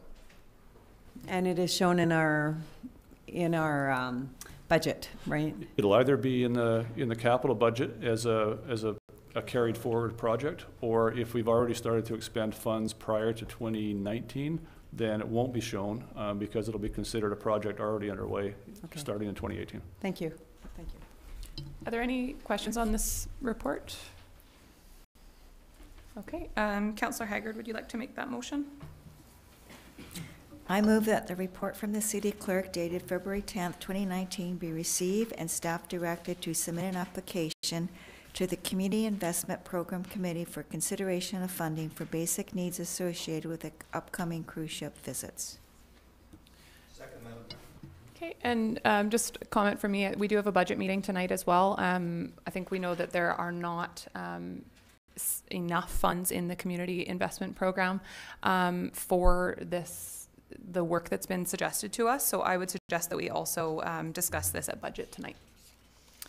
Any other questions or comments on this? Okay, all in favor? Carried. Off of community forest onto McLean Mill. So item number 5 from the Chief Administrative Officer, McLean Mill Log Pond Dam. Thank you, Madam Mayor. This report provides some an update and some background for council on the topic of the McLean Mill National Historic Site Log Pond Dam. So in 2014, some work was undertaken to divert Cassuxas Creek away from the log pond to make the dam safer from failure, to remove that flow of water. And at that time, engineers made recommendations on further work that the dam needed to have undertaken. And we've discussed this in budget meetings. That work is largely removing and remediating where there's wood, like logs, inside the dam, and where there's I think on two situations where there's pipes that pass through the dam. So the dam, just to be clear, the dam is a concrete dam, is not at risk of failure in terms of holding back water, but as the metal and wood inside the dam continue to deteriorate, the dam is at risk for collapse under vehicles driving over and that kind of thing. And so given the project that we undertook in 2018 on the dam, and we've been doing some remediation work on the dam based on that. We've had our contract engineer, prepare a work plan and tender documents. They're almost ready to go to undertake that 2014 identified work in 2019. and there's $263,000 tentatively in the city's capital budget for 2019 to do that work. Council has been considering or discussing at budget meetings not proceeding with that work in 2019 for the reason that council has expressed, members of council have expressed that maybe we should stand still on the dam remediation and wait to see what comes out of any soil and water sampling on site to see what costs are there. So I wanted to bring this forward, make council aware that recently, I think 3 weeks ago now, the city received a violation ticket with a $403 fine for failure to, essentially failure to manage the dam and prevent it from being interfered with by other people. So that doesn't indicate that the dam, that itself doesn't indicate the dam's at risk, but it does indicate that we're not managing it as well as we should. And we're underway with works to process changes to be better managers of that dam. Also attached to this report is an email exchange between myself and the provincial dam inspector. I asked him, I said to him, council was considering not proceeding with that work this year, and asked the inspector if that was a must do or recommended to do. And I got a fairly tersely worded email back with some bold comments. I would suggest that if we do not undertake that work this year, we've already had one violation ticket with a fine. If there's another incident with that dam, given what we know now, then we are going to be held very accountable. And so, but still, I have not seen anywhere anybody said that the city must undertake this work. So if council chooses not to undertake the work, council can direct that. My advice to council is that we undertake that work in 2019. I recognize that we're going to potentially have to do some remediation work on site, and we just don't know what that scope of work is yet or what the cost might be. I would suggest if there's remediation work to be done, we're going to have to do a dam remediation and soil remediation. I don't think we're going to escape from one or the other, so putting this off puts it off. It doesn't eliminate the work. Thank you. Council, any questions or comments? Councillor Solda. Yes, Madam Mayor. Question is, $263,000 has potentially been allocated. So I'm kind of curious for over budget and stuff like that. I mean, is this a fixed rate, or is this, oops, we have to do other things? Madam Mayor, the $263,000 is a budget estimate from our consulting engineer, and based on that is an estimated price to undertake the dam remediation work and undertake initial testing of soil and water.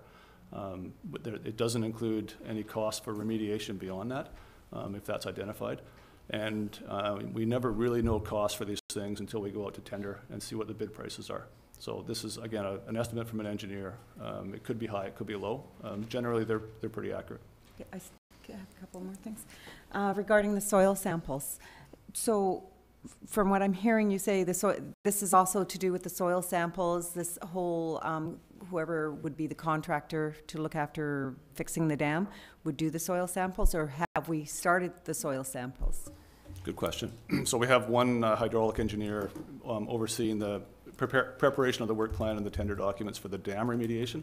So that's like a physical rebuild of a dam. We have another contractor, Dave Clough and Associates, who's managing the remediation aspect or the contamination aspect. So they are currently undertaking a stage 1 assessment of the entire mill site, and that will inform, they'll make a recommendation based on that, where we should be taking, which areas we should be sampling. So that's pretty standard practice. Okay, so when, Madam Mayor, I'm just curious to know when we expect to have that report, right? Before everything starts happening, do you have a ETA? From CUF, I don't know that we'll have that that report prior to the end of budget or prior to the work. We're hoping to do the dam work before the tourist season, so I just can't promise you that we'll have that environmental report prior. Even if we do, if we get the environmental assessment that comes back and says you should test here, here, and here, then it'll be a time period while that testing is undertaken as well. And I just don't have a timeline for that. Okay, I noticed on a report from John Bolden here, these documents, they want the plan and the documents are to be submitted by May 31st of this year. Is that correct? If not, then we're probably fined even more so. So that's a third issue. So one is remediation of the dam. Another one is assessment of contamination on the site. The third issue is that we need to have a dam safety plan and a management plan, which are written documents, and then we need to follow those things. So that's what the dam inspector is requiring by May 31st, that we complete documents that show how we're going to manage that dam going forward. And so those are due May 31st in bold. Thank you. Yeah. Madam Mayor, have we ever invited John Bolden to council, come and speak to us at all, or?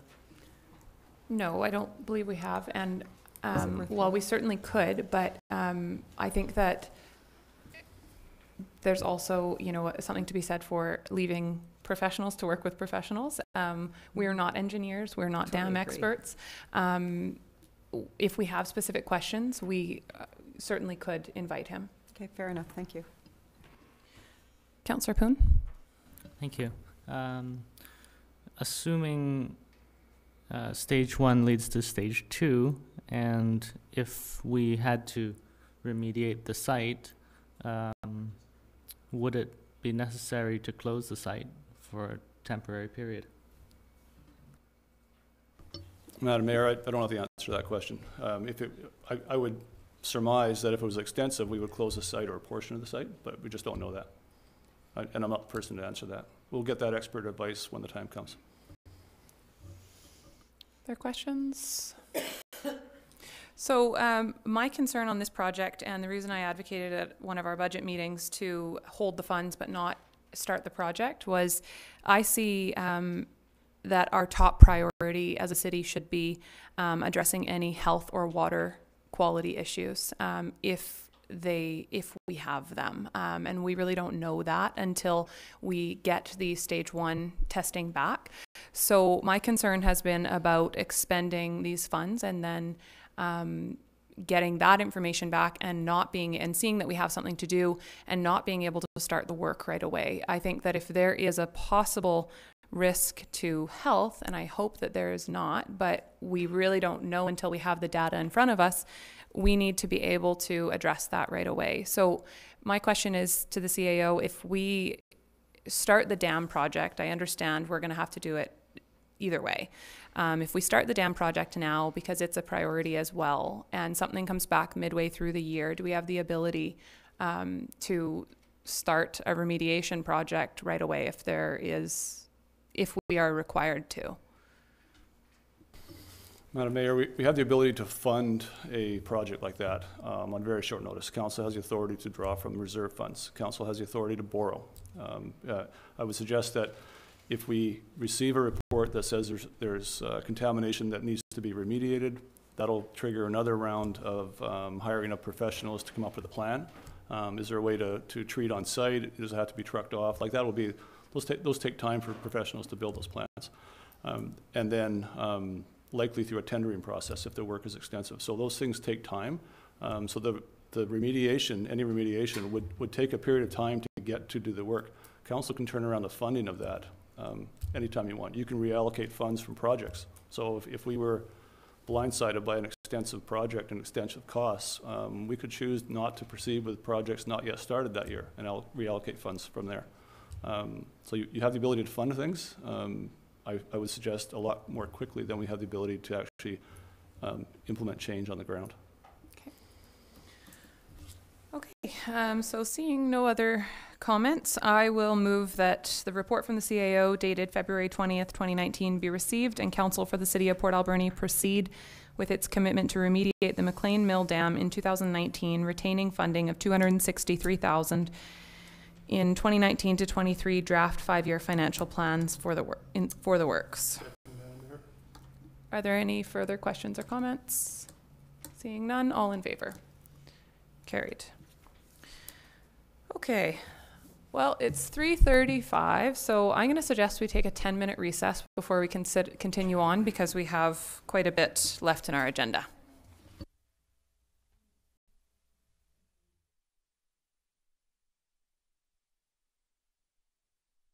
Item 6, and I would imagine we'll do these somewhat together, item 6 and 6A. We have reports from our Chief Administrative Officer titled McLean Mill Moving Forward. Thank you, Madam Mayor, and thank you for doing them both together. I'd like to just summarize verbally the reports, if that's all right, because not everybody watching can see the report. Where are we? Yeah, no, I'm just trying to remember. So at the February 19th meeting, Council received budget estimates from McLean Mill Society, and MMS outlined a minimum and a moderate operational budget for McLean Mill, and the APR, Alberni Pacific Railway, separately. Council has that to consider. Council's already given direction on the railway portion. Some background: McLean Mill Society was created in 2016 and the sole purpose of the society was to operate they were established, intended to be the operators of McLean Mill National Historic Site. They began to do that in January 2017, and when they assumed full responsibility for operations and maintenance at that site. The city continued to provide operating and capital subsidies based on a 5-year plan submitted by the MMS. And MMS hired employees and used contractors and volunteers to undertake the work. On February 19th, at a budget meeting, Council received, as I said, the budget submissions, and the preamble to the budget submissions said in part that an evolution of the current administrative model is recommended by MMS. Under that new model, the city would assume overall responsibility for the assets, including facilities, and in brackets to include McLean Mill National Historic Site, the Industrial Heritage Center, and the Roundhouse. Further in the report, I would suggest that McLean Mill Society's proposal represents a considerable change from the division of responsibilities envisioned by the city when MMS was created, being that MMS is proposing in their budget submission to not be responsible for managing the historic site or historic zone. That may have changed in conversations subsequent to this report, and I'll get to that in a bit. So given their proposal to change essentially the role of MMS, creates two issues that I think the city should consider. One is that if the city takes direct responsibility for maintaining and managing that historic zone, we would need to assign a budget to pay the cost that we would incur to do that. And the second one is that the shift in role of MMS from that originally envisioned, and the city should pause and consider if the proposed new role is in fact what the city wants MMS to do going forward, or whether MMS should continue fulfilling the original mandate. Or whether if they're not going to fulfill the original mandate, should it be morphed or should it be collapsed and we do something else? So in essence, council should take pause, I think, and decide what is council's vision of MMS. So on the first point, I suggested a $50,000 budget allotment intended for the city's expending on that site to manage the historic zone. On the second point, it's probably better to go to the next report and look at that, Madam Mayor. So I've said in this report, I'll bring you a verbal report at this meeting. So that report was written, intended to make the agenda preparation deadline. So this is a late item report. The public have not seen this. So since the time of writing that previous report, there's been several meetings and exchanges of information. McLean Mill Society, they have expressed the desire to continue operating and managing the McLean Mill National Historic Site, and I see that the board directors are here. They've also indicated that in their opinion, MMS should be restructured to allow broader membership than just the city being the only member. And the report says that they had previously provided budget submissions. There exists, so in considering what we should do going forward, we went back and looked at the existing operation and management agreement between the city and McLean Mill Society, and that agreement has a 12-month early termination clause. So if the city decides to do something different than have McLean Mill Society manage McLean Mill, we need to serve them 12 months notice of that. And technically, the city being the member of MMS could exercise or could waive that clause. We could say from the one side, we waive the clause, and from the other side, we waive the clause. And I would suggest that that's not something we should do in good faith. What's important to remember too is that council will soon be developing a strategic plan, which you've not yet had a chance to do. And that plan might inform directly or indirectly the future operating model for McLean Mill. And in the interim, we have obligations, right? So we have obligations to Parks Canada to continue to maintain the site and to ensure public access to the site. We have obligations to a number of people who have booked it well in advance for various rentals, including some weddings. So there's some important commitments there. And it could be argued we have commitments to other individuals and groups as well with regard to maintaining somewhat of a status quo on that site. So I would suggest, sorry, Flinty, you're ahead of me a bit. Right there, yeah, thanks. So there's a need for an interim plan, something to help us get through the remainder of 2019 to meet those obligations. And then there's a need for a longer term plan of what are we going to do after 2019. So thanks. If you can scroll down a bit. So my recommendations, Council, and I'm happy to answer your questions about this, is that the city proceed with approving the McLean Mill Society operating budget. That's their minimum operations proposal submitted February 19th. On the basis that MMS continue to fulfill its full obligations set out in the operation and management agreement. That's including management and maintenance of the historic zone. And that was not envisioned in their minimum operations budget, so you might likely hear from MMS that their proposal did not include that work, and that work might cost more. But I'll leave that to MMS to speak to. I would suggest further that council not approve MMS's capital budget received on February 19th. They requested $125,000, which had been in the draft budget. Council has moved $65,000 of that out of the draft budget. So the draft budget currently sits at $60,000. So I would suggest that you not approve that capital expenditure based on direction you've already given. And further, that council develop a plan, that during 2019, council develop a plan for management of McLean Mill National Historic Site for after 2019. So, Madam Mayor and Council, we have some obligations. I'm saying the best way to get through them, in my opinion right now, is to continue to have MMS engaged under the original terms that we set out for them. That will help us get through this year. And we get busy during the year figuring out what we do in the long term, and then we can take action to begin in 2020 or beyond. Thank you. And before we go to council questions, if MMS would like to speak at all, I'll let them have the opportunity. And I know some councillors might have questions about what minimal operations looks like. And so since it has changed a little bit since we got the original budget, maybe MMS could speak to that. Hi. So way down here. So when we submitted our recommendations on February 19th, we were essentially envisioning that the city would take responsibility for the assets, but we understand that with time creeping up on us, that's going to be challenging to figure out the best model moving forward. And given that our obligations prior to this did involve operating trains and other aspects due to agreements made throughout the course of the previous 2 years, we felt that was a little beyond the scope of what we could manage. If we're operating the McLean Mill site, the board feels quite confident that we can do that.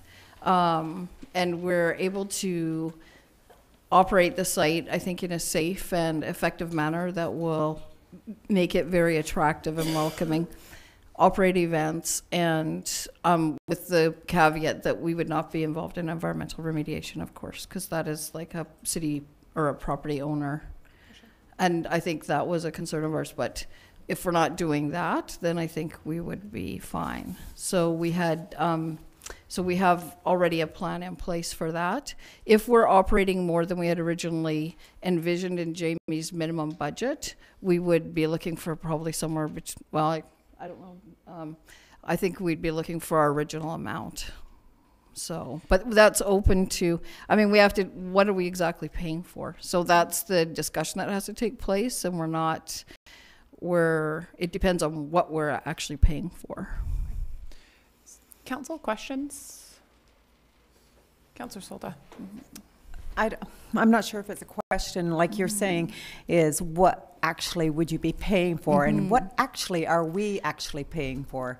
You know, there's a whole bunch of items that haven't been included in all this, and I just like to know what we're actually paying for, as well as giving them the certain amount. You have definitely some serious issues down or at McLean's Mill, as a tour that I have taken, and an amazing tour, thank you to that person, and they need to be addressed. You know, even some of the rates and charges that have happened need to be addressed, and that's a discussion council will have in the future, I'm sure. But I don't know if the city can give us what we're actually going to end up paying if we go ahead with this. So do you mind if I just ask Jamie to come up? Because absolutely. he prepared the budget for us and can speak to it a little Sure. better. And I'll just comment as well, just to clarify, I think it's important to note that when you say you have some serious issues to deal with at McLean Mill, I think it's important to note that we have those very critical issues to address at McLean Mill, and the issues were not created by the volunteers. No. And McLean Mill Association, or McLean Mill Society, has only been in this for 2 years, so I think that's an important distinction. Sorry, I correct that when I said I. There are issues. We. No, and we recognize that, and I think that we've spent the better part of the last 6 months digging into all the issues that we have, and we recognize that on site there's a number of buildings that require repair, and Jamie had written a grant to get a report to have John Dam come and do that work, but we didn't receive that information until like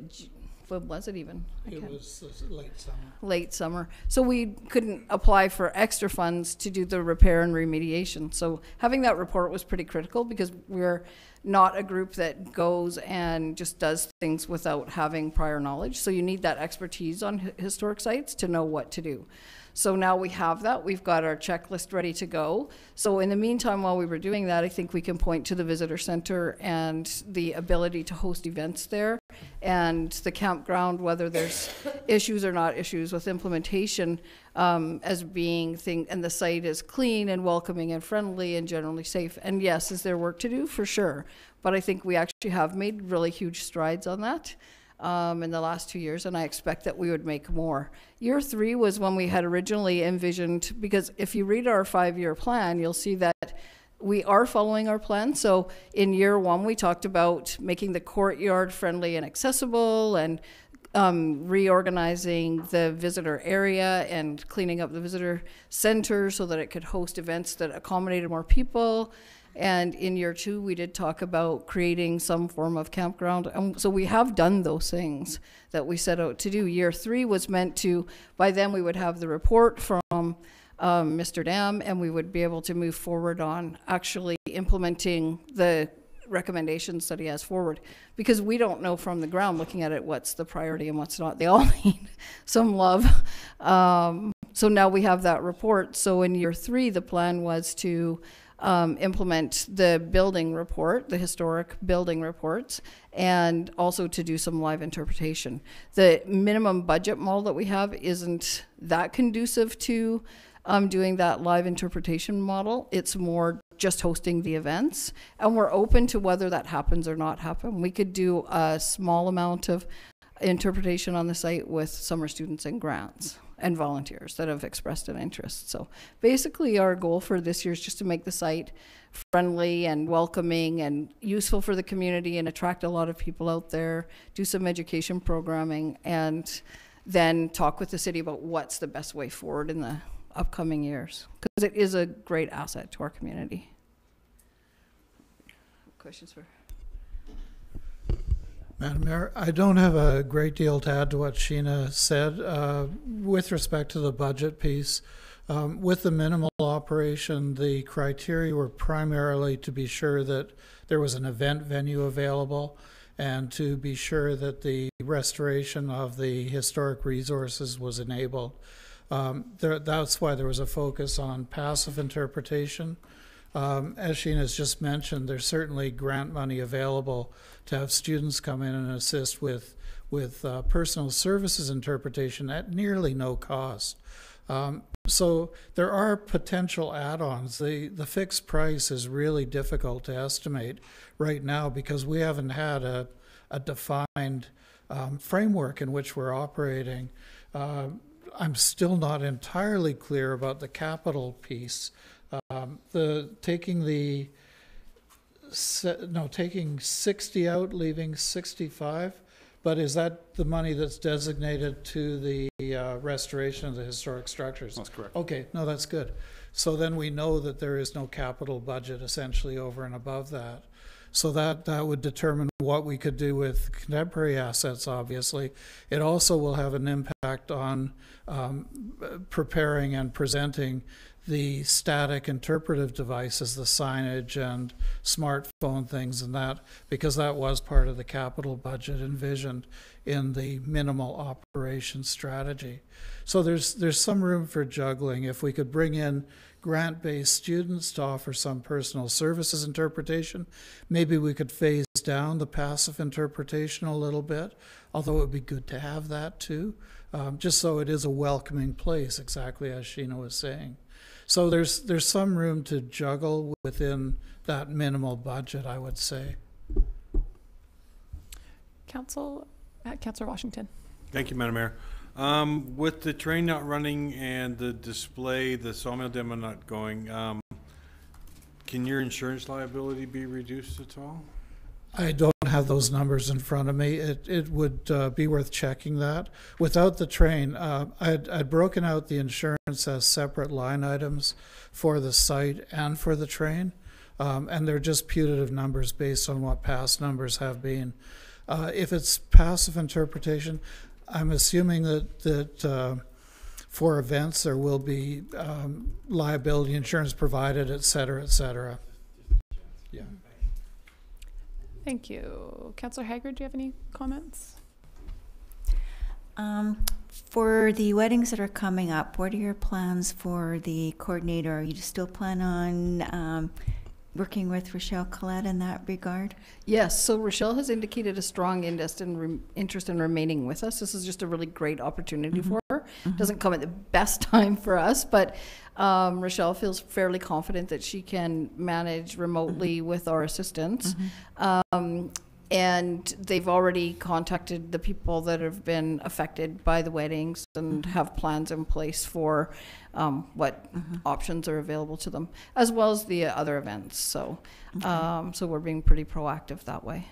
And without an executive director in place, I think you're going to be missing a big piece, the marketing piece of it this year. That kind of concerns me. So is there anybody that could step up, or can you hire a part-time marketing person, or could Rochelle take that over? Or? So we do. I'm feeling a little uncomfortable about talking staffing on camera, to be quite frank, but we do have plans in place for all staffing positions. So okay, and that you. And we, I'm don't know how aware you are of me, but that's how I operate the aquarium, and my other activities that I do is I generally hire expertise, and that's what I work with, and then the volunteers do the fundraising, which is what we sorely need. Perfect, thank you. And that's our make sure main goal for next year. Yeah, perfect. Councillor Paulson, do you have any questions or comments? Well, I just kind of coming down to it, and I mean, we have our minimum and moderate operations models.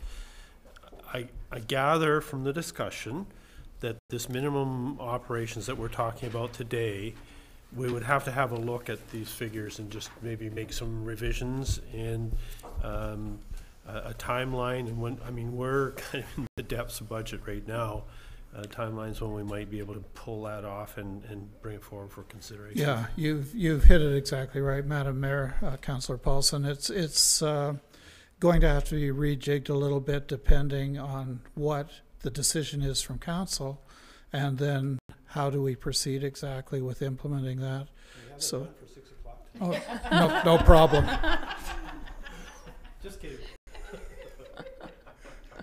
You've seen Sheena work before. That's right. Sheena could have it done. Sheena could have it done. Thank you. Councillor Solda, do you have any more questions or comments? Not at the moment. Okay. Councillor Corbeil? Oh, Councillor Poon? Okay. So Council, we have a recommendation from our CAO.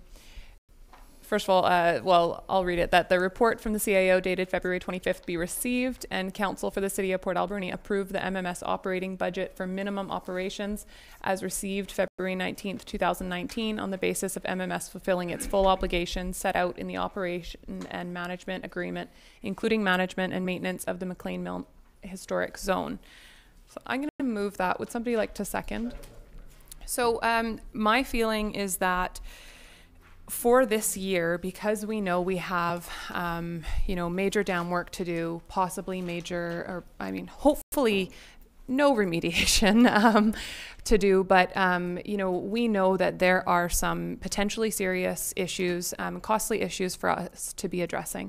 My feeling is this year our focus needs to be on keeping the site open, keeping the site welcoming, and fulfilling the obligations that we already have in place, but running it as minimally as possible until until we work through the serious possible issues that we have in front of us. So that's why I'm supporting that option, and I'm realizing that I did miss receiving the first report, so we'll get back to that. We'll get to it. We'll get to it. But that's right. But so that's my recommendation. Would anyone else like to comment? Is it Councillor Washington? Thank you. So that's the line item in the City of Port Alberni operational funding of $126,300. Yeah, and I would say with the like that as our preliminary. I know that I've asked about that $25,000 insurance line as well, and that the thought from staff is that if we're not running the mill, not running the train, we're just covered under the city's policy. So that may be able to come out, but McLean Mill Society might want to come back to us with, you know, a more specific breakdown based on our direction to look at minimal operations for this year. Councillor Washington? Thank you. Just one more question. So how does this relate to the monies that we gave to MMS last year? How much of a cut have we given? I believe last year it was $215,000, so down to $126,000, so down $90,000 from last year. We also gave $125,000 for capital last year, and we're down to $30,000 for capital from the city and $30,000 from the regional district. So it is a large reduction, and I think it's important to just note that although we recognize we are making this difficult for volunteer organizations, this is not meant to be a slight toward volunteers. We very much appreciate all that our volunteers for this organization have done for both societies. It is just the difficult reality that we're in right now with these projects and trying to set what our priorities are. So we know that this is a huge cut and a reduction that will make it so that we can't offer everything we want to offer this year, unfortunately. Any further comments from council? Madam Mayor. Councillor Solda. I just have a question. Our CAO there mentioned that if we gave notice to MMS, it would have to be a 12-month notice. So because we haven't done a strategic plan, and you have some appointments you're going to be making at the FCM, could we not also include like a 12-month notice? It doesn't mean it's going to happen, but at least we don't have to wait another year after that. You know, if we decide whatever, we just make a decision where we're going with that, but at least the notice has already been given. I'll ask CAO, but I would imagine we could. But CAO also mentioned that we can give shorter term notice. So I understand Councillor Solda's question is that if we give notice now, then it shortens the period if we decide 4 months from now to give notice. I'm going to ask you to ask MMS that question, but I would suggest that if we do something in the short term, you make a decision in the short term who's going to manage for 2019, and through the course of, let's say, the summer of 2019, we have a thorough discussion, and council makes a decision on what you want to do after 2019, starting, say, in January. And if MMS is involved in that, they might just agree to waive it, right? Mm-hmm. And at that point, You can still exercise your right as a member, but at least then you've consulted. For sure. And having said that, I think you should ask MMS that, what their thoughts are on a shortened notice period, if there was thorough communication. So most people who know me know that I'm very collaborative in what I do. I feel like the best thing for us would be you can give notice or not, because I think the model may need to change next year regardless. So I think it's kind of immaterial whether you give for us, whether you give notice to us now, or if you don't. Because I don't know how the model will work, but we'll have a pretty good idea of it. And what I would like to say is, for us, the best time to start talking and having those serious conversations is in October. So when we have our summer season, it's really difficult for us to focus on strategic planning and that type of thing. We have a plan in place that we're now rapidly changing for the upcoming year, or for the upcoming summer season. We'll be looking at like a Halloween event and a Christmas event, but really for us, like October, November is a good time to develop that strategic plan and then determine what's going to happen for the year ahead. It's really good for planning for many things for us. I mean, we can have conversations in the summer. It's just more challenging for us. Thank you. Any other questions? Oh, Councillor Haggard. I would really hesitate about giving notice now at this point, just because I don't think that would send a very good message out to the community and beyond that. So I would rather wait about giving notice to MMS. And we're happy to, I mean, if it's not working, then we'll recognize that it's not working and we'll find a different model. We love the site. We want ultimately the city and the community members to benefit from the site. So if we spend our time thinking about exactly the site and how it's going to best work for everybody, we're going to be amenable to change. Thank you.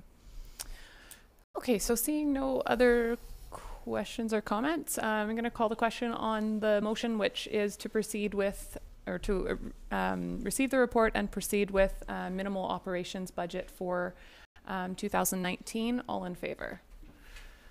Carried.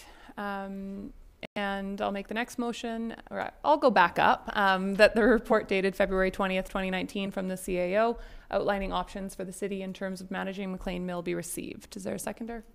Second, Madam Mayor. Any questions on the CAO's report? We've been through them. All in favor?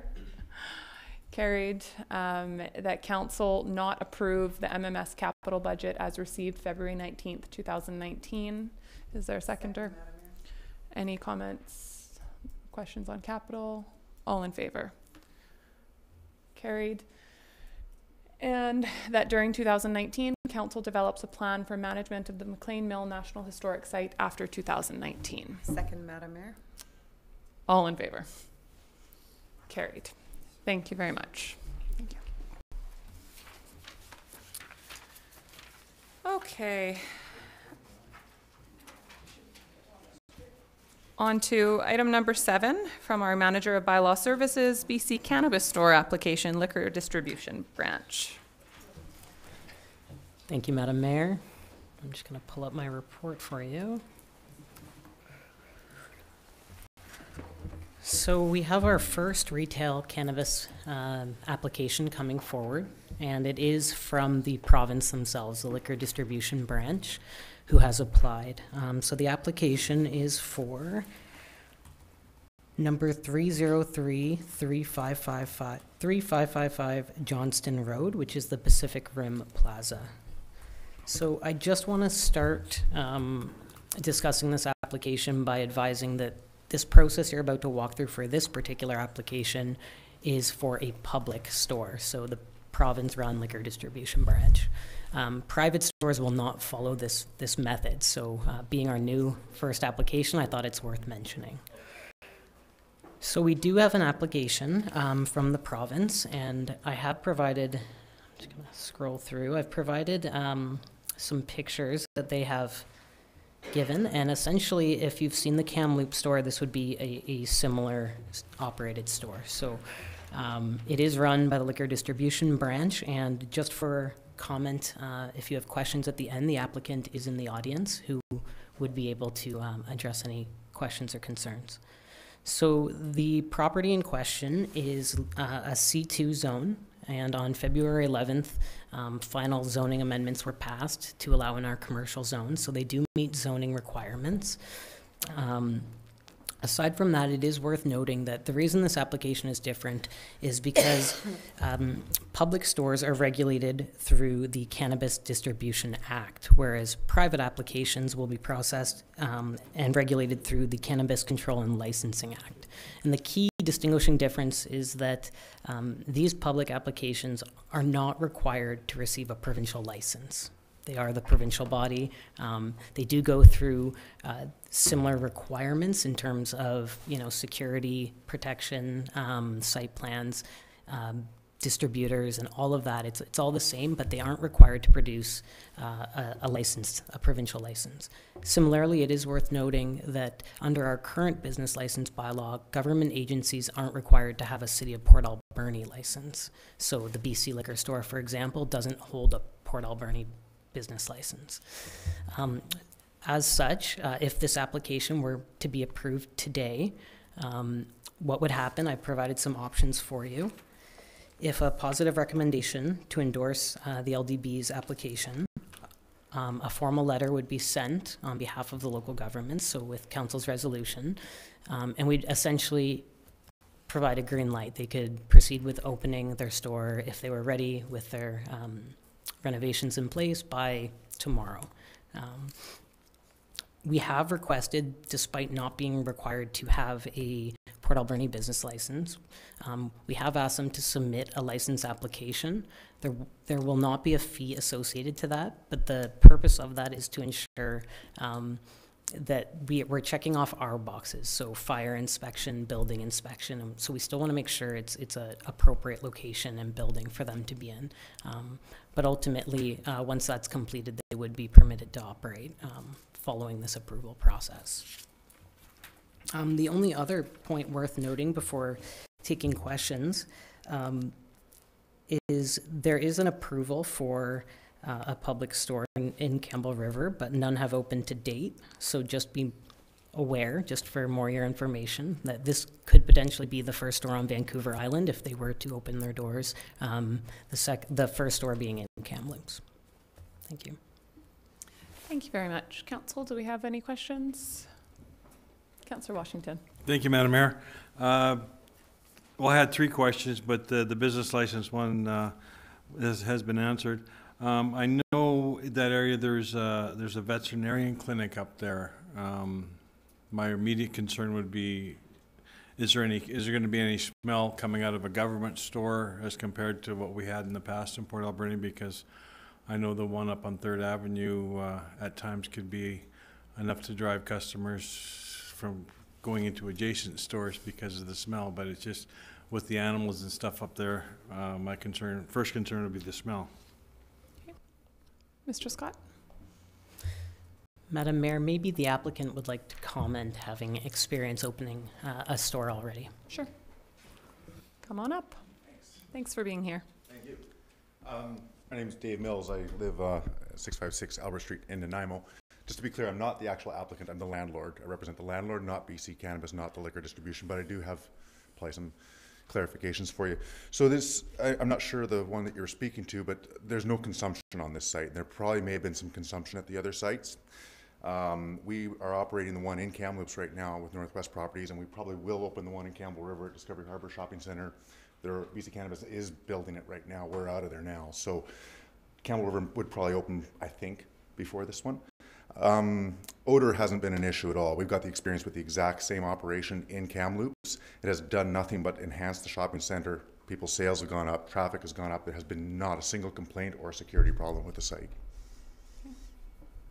Thank you very much. Councillor Washington. Just my second question, did we not in our original layout of this say that the site had to be a standalone unit? Except mall. Mm-hmm. Mr. Scott, do you want to comment on that? Madam Mayor, there might be some confusion on standalone. What a standalone store means is they're not permitted to sell any other products on site except for cannabis or cannabis accessories. The province, oh, Oh, I apologize.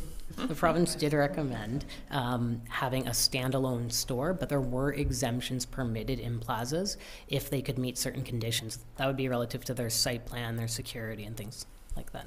Okay. Thank you very much. Councillor Haggard. Ask a question? Absolutely. Have you conferred or discussed this potential application with the other retail businesses in the surrounding mall area? Unofficially, I mean, most of them I'm there every week, and I know all the owners, so I walk around and speak to them. Most of them are aware of what's going on with it. We're currently doing this at 4 or 5 shopping centers: Nanaimo, Duncan, Campbell River, Port Alberni, Kamloops, and we have not had any negative reception from any of our properties, from any of the tenants, and most of these situations they've been very public. Nanaimo right now, we got it full on big rezoning application right on the property. Nobody said boo. Not social media, nothing. Great, thank you. Thank you. Councillor Solda. Thank you, Madam Mayor. A quick question is, there's a lot of local people that are looking at the same kind of business, right? And do you still pay the same fees that they have to? Do you have to go through the same red tape? How does that work? I'm not sure. We're not, we're not the proponent, we're just the landlord, so we don't do the applicant ourselves. Our manager of I would imagine they do. Yeah, our manager of bylaw can speak to that, and I think you did already comment that there is no no business license. No, not business. Madam Mayor, I do apologize. The landlord is here, not the applicant. I'll make that correction. It is a different process because they're regulated under different provincial laws. So in terms of that $7,500 provincial fee, it's my understanding that they're not required to apply or obtain that license. Similarly, whatever that final number is for our business license fee, they're not required to pay that under our bylaws. Okay, thank you. Councillor Corbeil. Would you be able to say how quickly this would open? Not really. As far as the base unit goes, it's structurally sound base unit as far as we're concerned. So we're pretty much just going to turn it over to them. I'd have to see if there's any landlord work to do, like maybe put a bathroom in or something like that. But that could be done pretty quickly. They just took over the store in Campbell River just recently, and they're going on that. So I would think, and I'm just guessing because I don't have their timelines, but I would think it would probably take them. I mean, it depends on when approval. It might take a few months to get rolling, maybe within 6 months. They can build them pretty fast, but it depends on when the ball actually starts rolling. Okay. Thank you. Councillor Poon, do you have any comments? Councillor Paulson, we haven't heard from you. I'm good. I have nothing to say. Thank you. So my only concern is around not having a building permit fee, or sorry, I keep saying building permit, but business license fee. And my only concern is just fairness. It, to me, is a bit frustrating when we have local people trying to open them, and they're a bit disadvantaged over the government stores. It's just, I don't know if we can address that. Madam Mayor, there are 2 readings of the new business license bylaw that have already passed. We can certainly amend it before bringing it forward if council wishes to remove that clause saying that government or government agencies are not required to have a business license within the city of Port Alberni. We can certainly make that happen. Is that an easy change? Would it slow down our process for people moving their businesses forward, or is it? Nope, it would be a quick amendment and it would be noted in the report. Okay. Would anyone like to make a motion?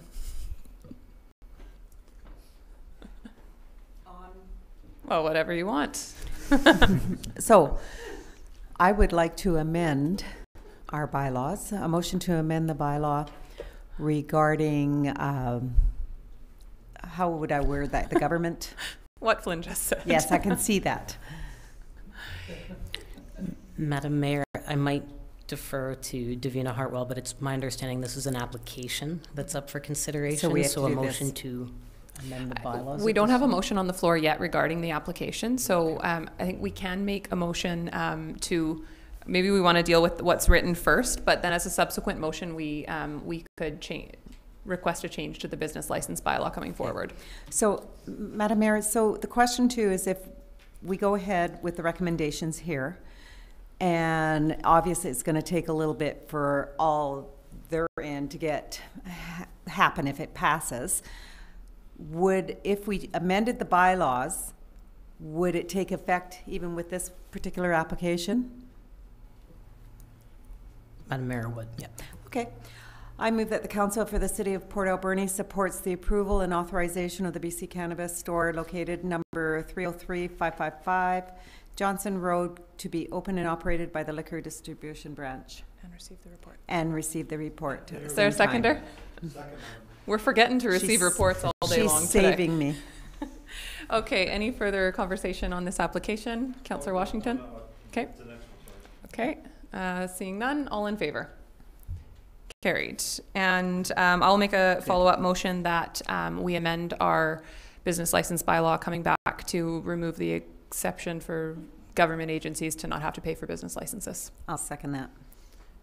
Councillor Washington?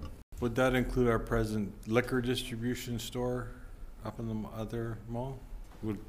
They're exempt now, so I'm assuming they'd have to pay. Manager bylaw? Madam Mayor, to be clear, all government agencies and government-related businesses within Port Alberni would now be required to pay a business license fee. Okay, I like that. thank you. Councillor Washington? Do we know what it is in other communities? Are they exempt in other communities, and we'd be the only one being the bad guy? Typically, in my research, government and government agencies have been exempt. I do not have the information whether they've specifically specified cannabis retail as independent and not incorporating all government agencies. I could get back to you with a report, though, if requested. Maybe I'll just ask our economic development manager on the spot, but do you see any issues with us putting this in as any fallout to us saying governments have to pay for business licenses from a business perspective? Trade your spot. I'm done here. Thank you, yes. Don't go too far. If we are the only municipality then that would be requiring a business license, yes, I would see some fallout. If others are requiring that, then it's fair game. But I think we have a bit of research to do. Okay, I'll let our city clerk comment also. Thank you, Mr. Deacon. Thanks, Madam Mayor. So just on the matter of process, the business license bylaw that has been presented to council has received 2 readings, and it is now out for public input and comment before it comes back to council for further consideration. So my suggestion would be that consideration of that change be brought forward at that time with the public input. And then if council needs to rescind a reading and give it another reading, then we can determine that at that time. But there is information that has to come back to you anyways once public has reviewed. I think that's great. Can we, I think that our motion kind of fits that process. Yeah, well, your motion is saying amend the bylaw. So I don't think you can just say right now that you'll amend the bylaw. I think just wait for the public input to come back. That will be part of that, and then you can consider it from there. Okay, I think that's great. So should we withdraw our motion? And we'll consider it regardless. Okay, for simplicity, let's just vote the motion down, and then we'll consider it when it comes back. All in favor? Oh, all in favor. Oh, no, I Opposed. There you go. Okay. Thank you very much. Councillor Solda. What I was going to ask is maybe we could also get some information about other communities at the same time. Yeah, thank you. For sure. That's great. Okay, manager of bylaw, item number 8, Alberni Cannabis Store application, Major Rye. Thank you, Madam Mayor. I'm just going to pull up this application.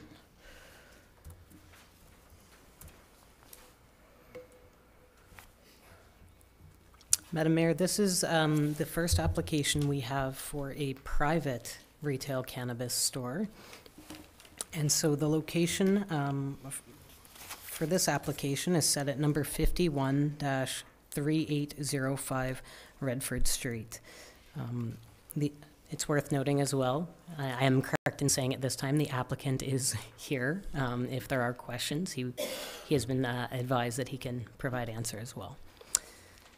So in terms of this application, similar to the last one, zoning amendments have been passed, and this is a C4 zone. So it is a permitted use under our zoning bylaw. The proposed hours of operation for this store are Monday to Sunday from 9 a.m. till 8 p.m., may be subject to change. So this is consistent with provincial regulation, as well as the proposed city business license bylaw hours of operation. This application is unique, and this will be the process in moving forward with private applications. If council, there's a few options before you. If council chooses to approve this application, it's just worth noting this wouldn't be the end of the process for the applicant. So they wouldn't be issued a business license and permitted to operate within the city of Port Alberni. Private applications are run differently. So we would take council's resolution. So for scenario 1 saying it's approved, we would provide positive feedback to the LCRB, the Liquor and Cannabis Regulation Branch. They have an analyst responsible for each file that comes forward from the local government. And so once they receive the local government's approval, further steps would include going through proof of funds, financials, arranging a provincial inspector to come out once the renovations are complete on the site. And even at that time, no cannabis is permitted to be on site. It's just an inspection from the province to ensure that there's compliance with all of their regulations, things like, you know, the window tinting and things like that. As I mentioned in a previous presentation, the inspector has also, the province has also indicated that they would inspect for bylaw compliance as well. So we would give them a copy of our bylaws to ensure that they're in compliance with our bylaws. We would also put them through our business licensing process, so they would be required to do the same. The building, the fire, and any bylaw compliance issues would be addressed at that time. After a provincial inspector has come out, and I have been advised that it is a couple months before an inspector would be able to come out, so it is a length of time. Once they've received that approval and are issued a license, then they would take that license number, apply to the distribution branch to obtain retail cannabis, and then be able to come to us and apply for a business license. So the reason this application is on your desk now, when we don't even have an approved business license bylaw, a new one, with retail cannabis regulations, is because we're trying not to hold up the process. We're trying to mirror them simultaneously. So we understand that there's still several hoops for the province to put the applicant through before final approval. So we want to just push them along for time sensitivity matters. One thing I do want to comment, I've provided some options.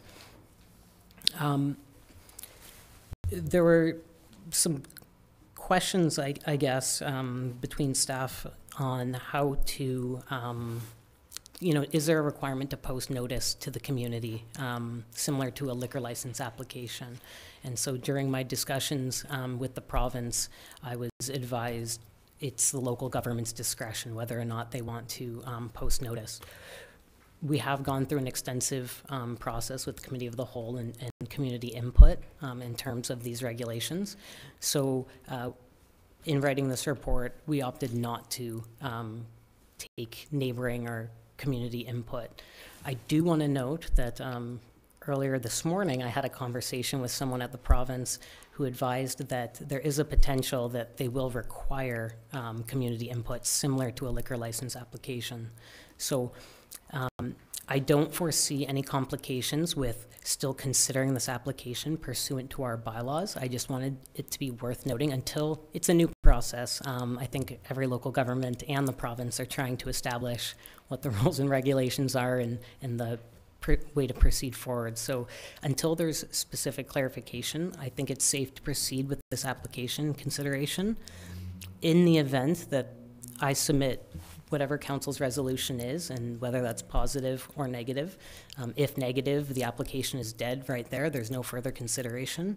If it is positive without comment, and we find the province does come back and say that they need input, it would be similar to a liquor license application. They might ask the applicant to go out and post notice, or we may need to post notice. And at that point, we have no problems doing that, and then we would come back to council to discuss what the community input was and provide that feedback so you're aware. Thank you very much. Council, any questions? Councillor Washington. Thank you, Madam Mayor. Two things. He would this store would be selling government packaged cannabis. And the second thing is he wouldn't be able to open until he was inspected and gets an official, so that it's secure and all that kind of stuff. Madam Mayor, to the first point, all provincially approved stores have to go through federal distribution. So they're not even permitted to order, and they would have to go online to the federal government's website in cooperation with the province and provide their provincial license number, which would be verified, and at that time they would be permitted to order. But it's all distribution through the government directly, yes. In terms of your second question, an inspector would still be required to come out, and even at that time, they're not issued that license number. And until they've been inspected, approved through the province, at that time, they would come to us once they've obtained that number, and then we would go through our own inspection process to issue them a business license. Okay. Councillor Solda? Yes. So my question is, so if this goes ahead today with approval, and then the government says, oh no, we need to send a notice out to the neighborhood and everything like that, and it comes back to council, that would really suck if council decided, sorry, we're not going to go ahead with it or anything like that, because they've gone through all the process of getting their space into compliance with the government. How would that work? Madam Mayor, I think it's relevant to note that the province is looking for a local government or council's recommendations for approval based on the bylaw provisions of each community. So it's very specific. At the end of the day, the province has the discretion for all the other hoops they put the applicant through to say you didn't meet this box, your application's canceled. So what they're looking for from each local government is, does your community allow this? Through your bylaws, what's your process? Some communities do rezoning applications, some like ours has put them as permitted uses in each zone, and then the business license regulations. So that's the input that they're looking for. In terms of all the other check boxes, they have a pretty strict and stringent process that they go through. So in the event that they came back and said, yes, we'd like more comment, my recommendation as being point on these files would be to focus on what the bylaw provisions are and the rationale for not permitting. Do they meet our setback requirements? Are there any other conflicts with our bylaws that would be directly impacted on the application itself? Okay, go ahead. Madam Mayor, at this time, I'm going to just move that the Council for the City of Port Alberni supports the approval and authorization of the Alberni Cannabis Store located on number 513805 Redford Street, and endorses the comments as provided in the report as from the Manager of Bylaw Services dated February 20th, 2019. And receive the report. And receive the report. Darn. What is happening Could today? we bold those things, please? We've got a seconder. Are there any other questions or comments from council? Councillor Paulson? Actually, I'd like to ask a couple of questions of the proponent, if Absolutely. I could. Yep, Yep. for sure. Mr. Rye, if nothing that's going to nail you to the cross. It's a pretty hard act to follow up when you see the previous application, but and it's a pretty high standard. I understand that the small guy doesn't have the resources, but I'm curious about your vision of your business, and I have some questions about store layout, security, staffing and training, kind of what your vision is, on-site factoids that the government store has inside, just informational stuff, and just how you envision the fit and finish of your business. The layout would be very similar. All the employees have to go through the same government verification. You can't just hire anybody. They have to be verified and approved. I would actually prefer that, you know, if the opportunity arises, that he's just a landlord, you know, give us the first opportunity to lease a space and open the store there. And then, you know, have multiple locations. You can have multiple employees amongst a few stores, and that way your staffing is less of a problem, and you know, it's better for the local economy too. Roughly, what's the square footage of your site? It's a little over 450, I think 454. But like that's just the first location, and it fits with the site, and multiple locations are, better for everything, for inventory, for staff, for, survivability in the market, right? So. No, I just wanted to get. I know you already approved that one, but ideally, if like a local person opens in the same location, I would like the city to set the locations of where they would like the stores to be, and then provide first option to local people. If they can open there, then why not? If they can't, then let outside people come in, right? Thank you very much. For sure. Well, we have already passed our zoning for this issue, so any other questions of the applicant? Okay, seeing none, thank you very much. On the question, to receive the report and approve, all in favor? Carried. Thank you. And item number 9 from our city clerk, Alberni Harbor Key lease for unit number 3, 5440 Argyle Street, Janet Marchant. And it's just a, if you want to summarize renewal. Very quickly, Madam Mayor, Unit 3 at the Harbor Key is the donut shop location, so this lease is to facilitate actually a sale of that business. So it's a 2-year lease, and we've incorporated some of our new language into this lease about consistency of hours and being open, for special events as well. Great, thank you. Any questions or comments from council? Okay, would somebody like to make the motion? I'll make that motion. Councillor Paulson. I'd like to move that the Council for City of Port Alberni authorize the mayor and clerk to enter into a lease for unit number 3 at the Alberni Harbor Key with Janet Marchant for a 2-year term commencing March the 1st, 2019 at the current monthly rent of $745.77 per month plus taxes. Great, is there a seconder? Second, Madam Mayor. Any questions or comments on the lease? All in favor? Carried. Item number 10, managers' reports, and we have a report from the Director of Parks, Recreation and Heritage.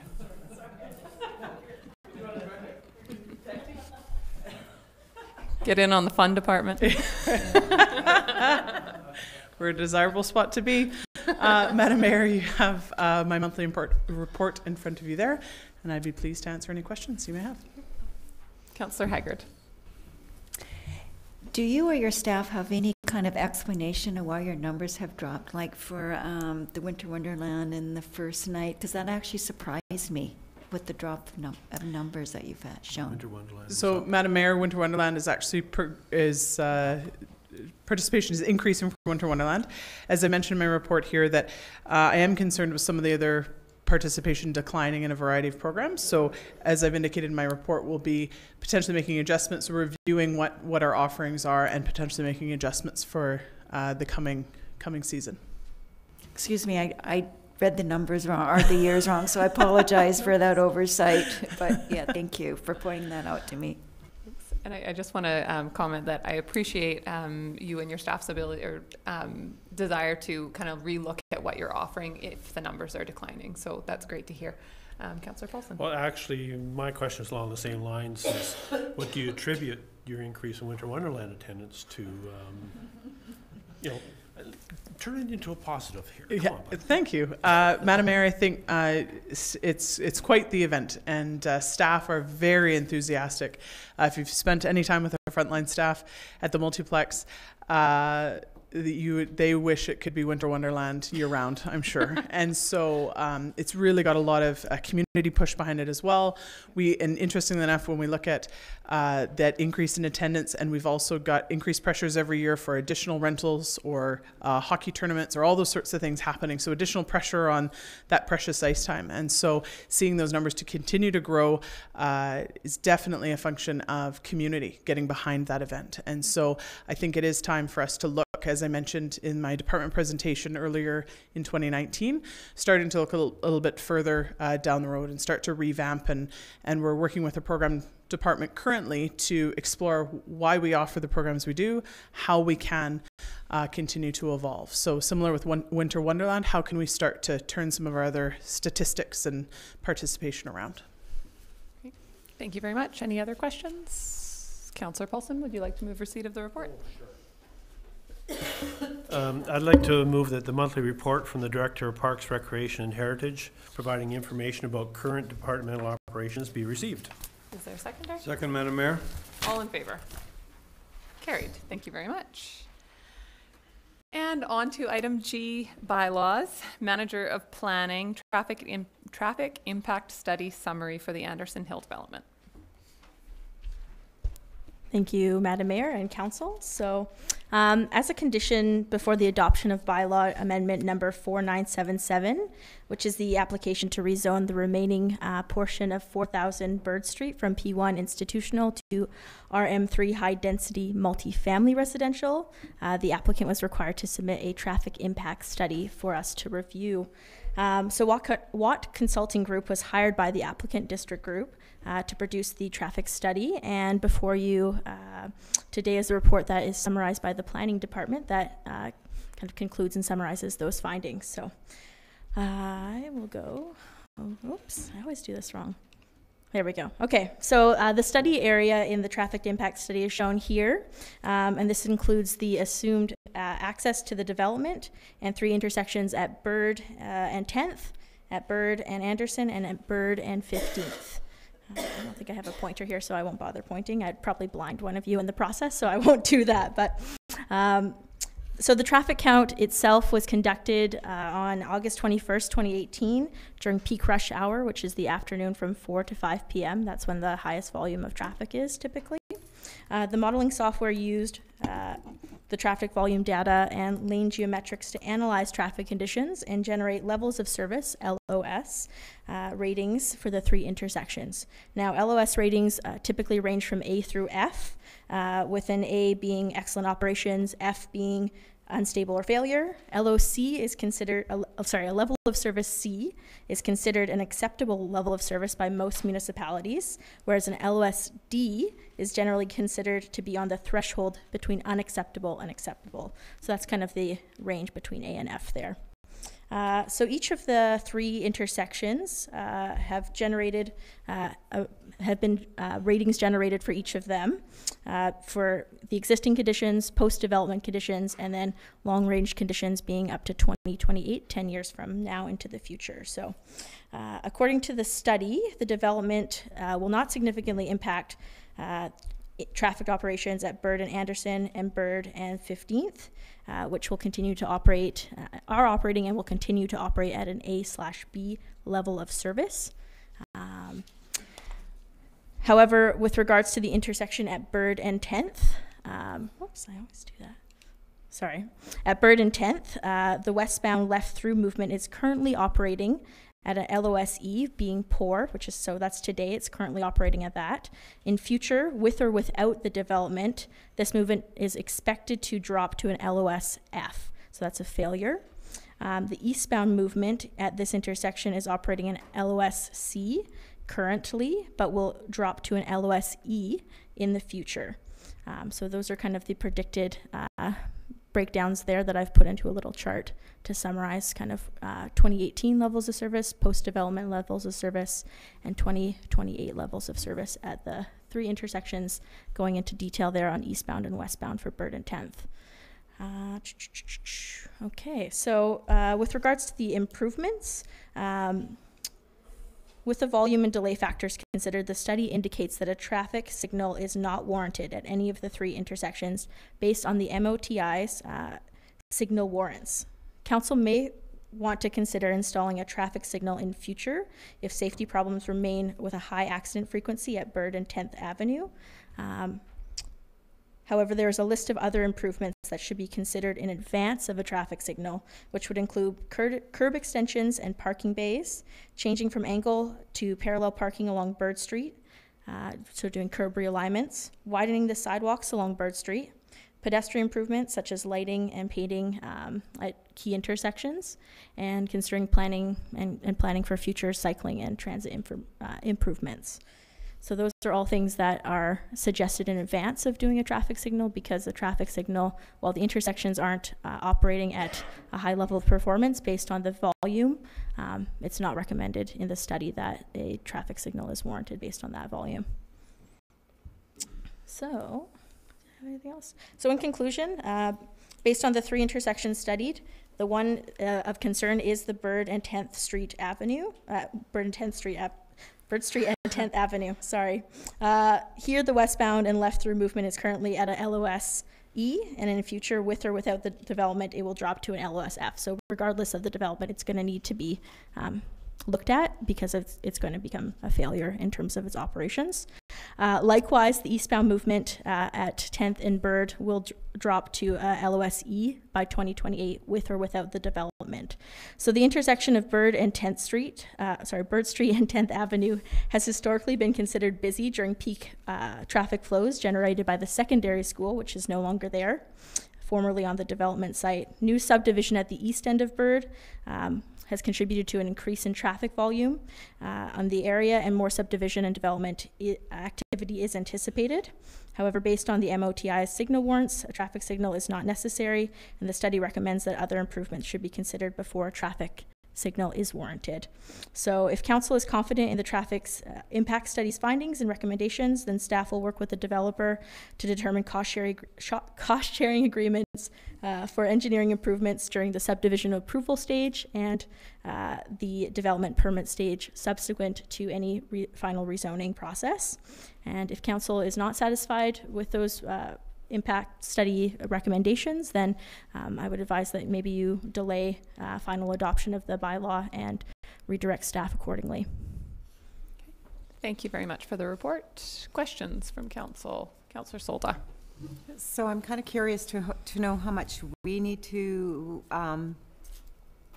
finance or pay to do all this, and how much the developer is, or is this something we sit down and communicate with them?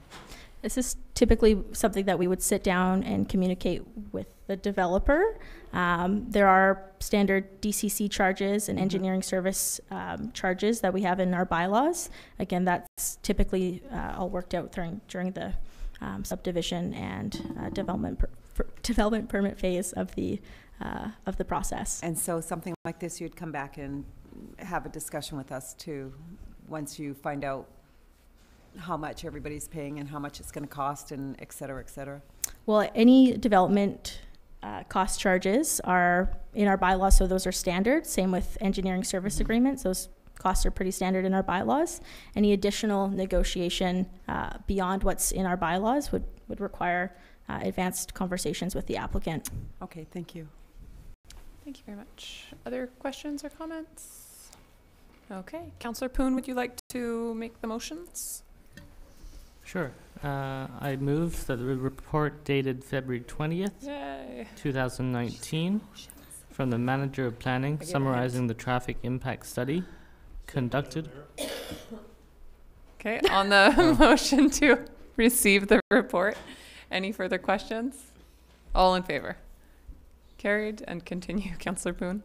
That zoning bylaw map amendment number 30, 4000 Bird Street, Anderson Hill, bylaw number 4977 be now finally adopted, signed by the mayor and clerk, sealed with a corporate seal, and numbered 4977. Second, Madam Mayor. Okay, are there any further comments or questions on this application?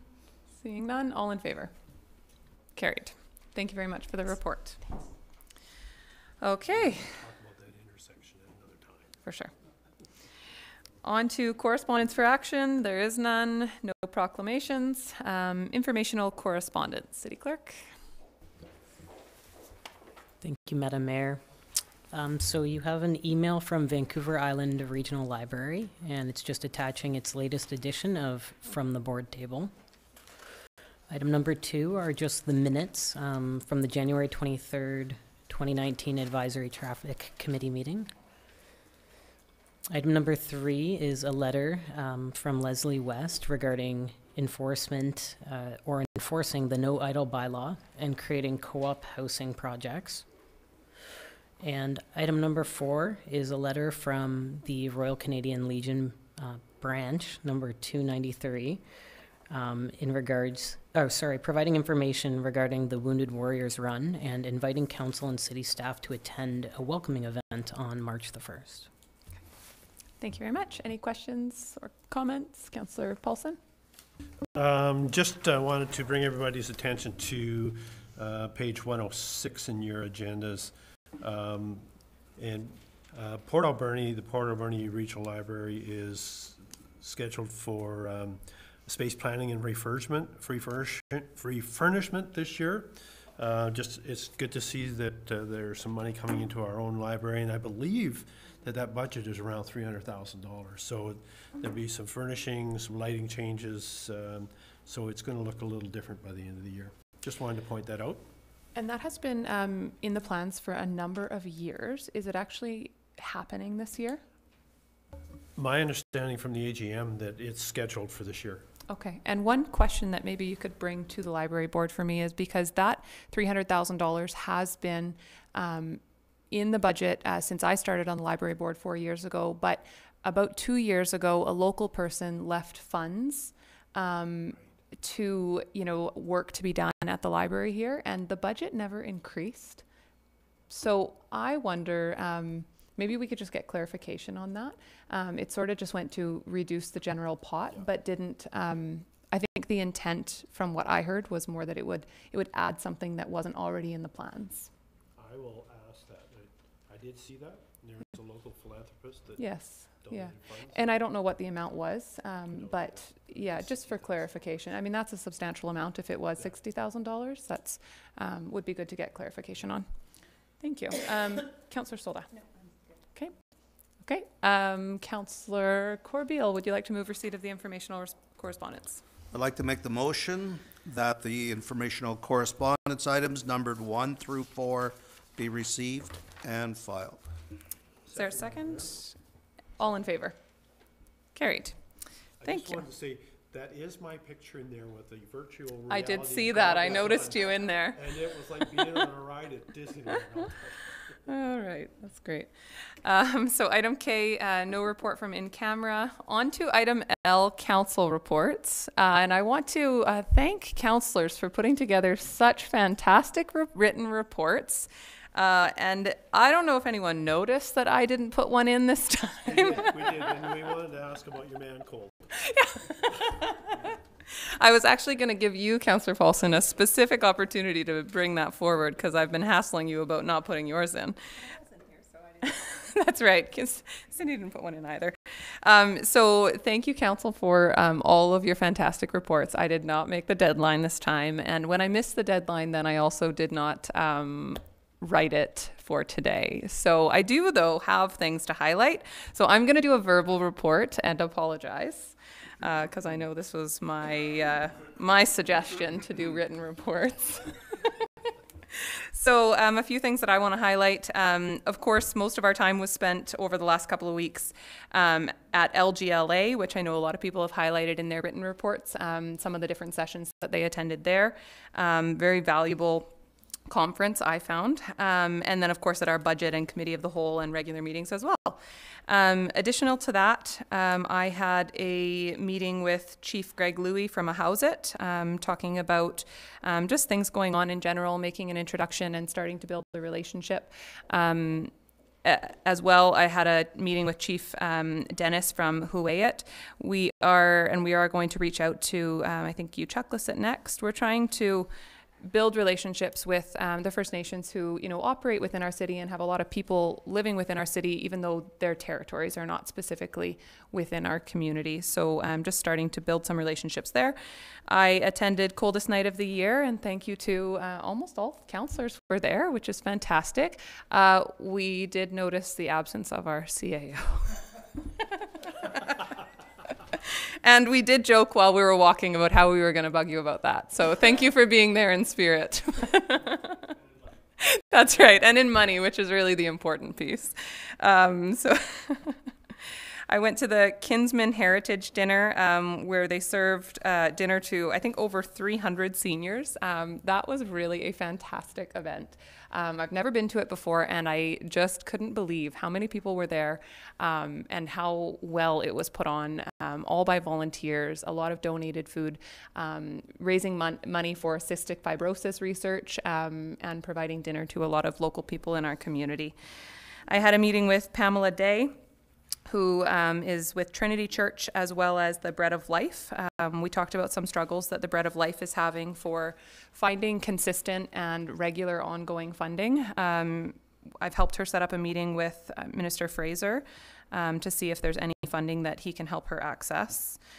We had a meeting with Gord Johns to discuss McLean Mill.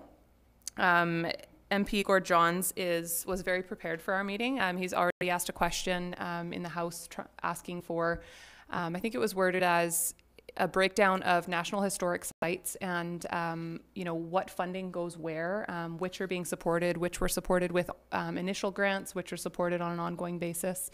So it was great to... Do we have a 5 p.m. rule? Okay, motion to extend past 5 p.m. because I'm going to keep talking. Sorry, no, I didn't mean to interrupt, but at 5 o'clock, I thought that was 5 o'clock's our new 10 o'clock. I thought that was just a 10 p.m. rule. 3-hour rule. Okay. Is there a seconder to extend this meeting? All in favor? Carried. We've lost most of our audience. That's right. Well, if I would have had my written report in, we might be done by now.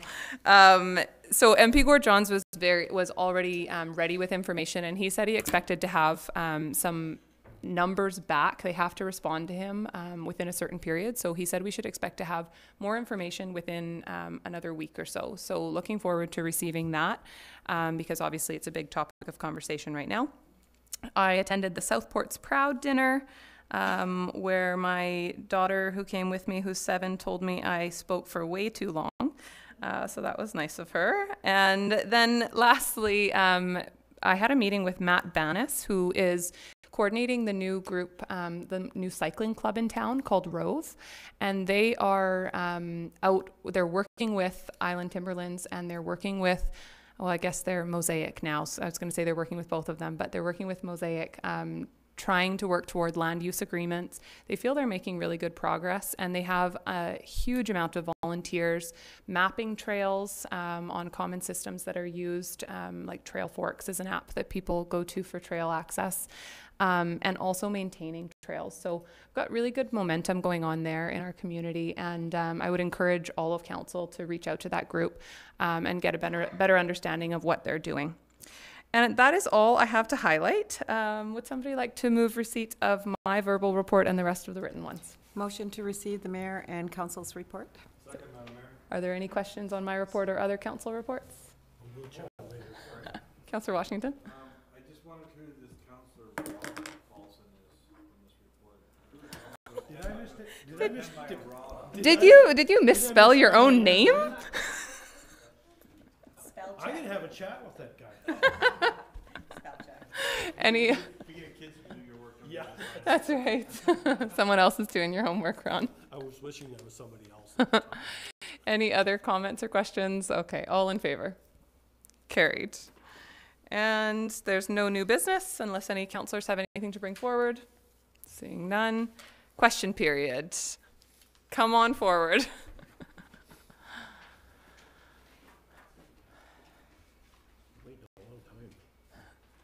Hello, my name's John Adams. I live at 5205 Batty Road.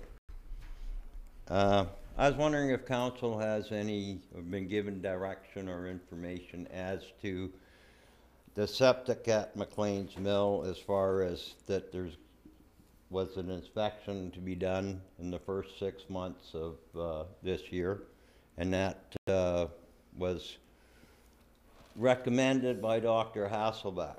So I was wondering if there has been or is going to be the inspection, and are you going to be using the restaurant and the facilities there prior to having the inspection that would really then make it like a place that is legally used with the facilities as far as that?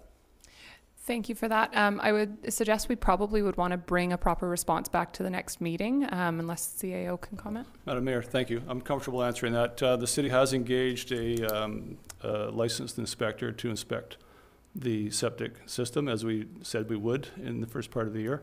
That work has not been done yet. I understand we're trying to arrange for the availability date. There's been no direction given to MMS not to operate any of the facilities based on that. Important to note, though, that in their minimal budget, they don't envision running the restaurant on a regular basis, just for special events. So it would only be run a few times. Yeah. Councillor Solda? Madam Mayor, I have a question regarding that. When you run a restaurant or anything, you still have to be health inspected. So I believe they still have to be certified by the health inspector, even though they were closed. I'd like to check that, if we can, please. Yeah, so they would have already, like they haven't closed down, so they would be certified already, and they would have to be working with an ongoing inspection. Yeah, but absolutely. Okay. Okay, so yeah, just an answer, not an answer, but like in respect to your comment there, maybe another way of me just asking, is it going to, you know, just to make sure that the city is in compliance with the regulations as far as the restaurant being used, whether it's, you know, certified liquor licenses, etc. Now, the only other question I'd like to ask is, you know, we had the last incident, which I believe was last October, and there was some tests and different things done. Now, I've been phoned by a company called Terra West, who asked me quite a few questions, being a neighbor and because I'm quite aware of the site. And I gave them, a couple hours of my time at least to extend to them different things that I've noticed or seen. So my question is when exactly could we be expecting, or have you had a response from Terra West in their report as far as to the pollution? So earlier tonight we heard that we're waiting on results of the level 1 test. CAO, do you want to comment on that, or? Sure. Terra West has been retained by David Clough, who's leading for us on the assessment piece. I asked Terra West to contact Mr. Adams because I knew he had an interest, so I'm glad to hear that was done. I don't have a completion date on that work. Okay. I can, when our project manager gets back from vacation, I can ask him for that. For sure. Okay. And one final question I'd just like to ask. In this sewerage inspection that you're going to do, is it going to include all of the systems? I understand there's actually 3 of them at McLean's Mill. Or is it just going to involve strictly the kitchen facility? And also, are you going to have a commercial inspector, a person licensed as a commercial inspector, or just a person that's licensed for residential inspection? Madam Mayor, I don't know that. I will check to see that we have a commercial inspector if there's such a designation. Okay. And we will inspect all sewerage systems in use on McLean Mill site. If we're not using a system, if it's dormant, then there's no point inspecting it in my mind. In respect to the reply, even though if it's not dormant, would it not be inspected if it was made for the purpose? I'm getting to the boiler. The point of the boiler, it's not being used at this moment, but at some time in the future it may be used. So I would suggest that it would be in our best interest to bring back a proper response to our next council meeting on this. Okay. And I can, respect your question for sure. But I think given that this is a larger issue, we want to make sure we give you the proper information. Yeah, because I just want it pointed out that this is a commercial site and that I feel that it should be a commercial inspector. Yeah. And that last time there was an error for whatever reason, and that is probably quite prudent to this time going ahead, do it properly. Mm-hmm. Thanks Okay? for bringing that forward. Okay, thank you you very much. Thank you. Pleasure to see you all. You too. Mr. Ambrose, come on forward.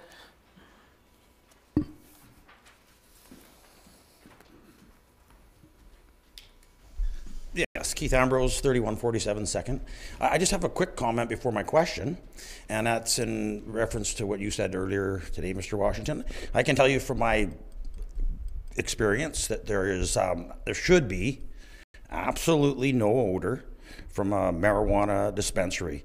The product is cured, packaged, and that's the way it's warehoused in a dispensary. And I've been into several of them, and there should be absolutely no odor. The odor more likely comes from people consuming marijuana or definitely growing. I live in a neighborhood where my eyes burn from I'm surrounded by marijuana grow shows.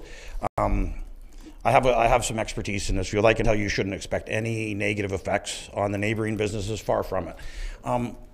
My question, and thank you very much, all of council, for the, I'm referring now to what I think we refer to as Harborview lands. I saw a little thing that I watched on TV, and I'm really happy that council has taken a look at that land and brought it back into the public eye. I just want to say I fully support some kind of development. I think, and I just noticed a picture here in the corner of the celebrations and events. The left-hand picture is a historical picture of that hillside there, and some community events going on. I do note the wildlife that's used in the hill. So my question is this: will City Council at some point in the near future take a look and ask the questions as to what we do about, say, the eagle's nest that's being occupied currently and the wildlife impacts? That's my question. I saw that everybody was encouraging, but nobody raised that issue. I just want to raise that issue for the third time now. I watched from my window some amazing sites on that property. I'm not against development, to some development. I'm totally against just a housing unit. That's pointless. Otherwise, I want it. Why should somebody else from outside Port Alberni get to live there? Just being selfish. Sorry. Yeah. Thank you. Thanks for bringing that forward. And just so you know, I think the survey results are coming forward to our next meeting of council. So we will be having more conversation, and there is a survey you can fill out as well, additional if you want to, on letsconnectpa.ca. So we will be having more conversation about it as a council at that meeting. I think I'm trying to imply that the city take the step.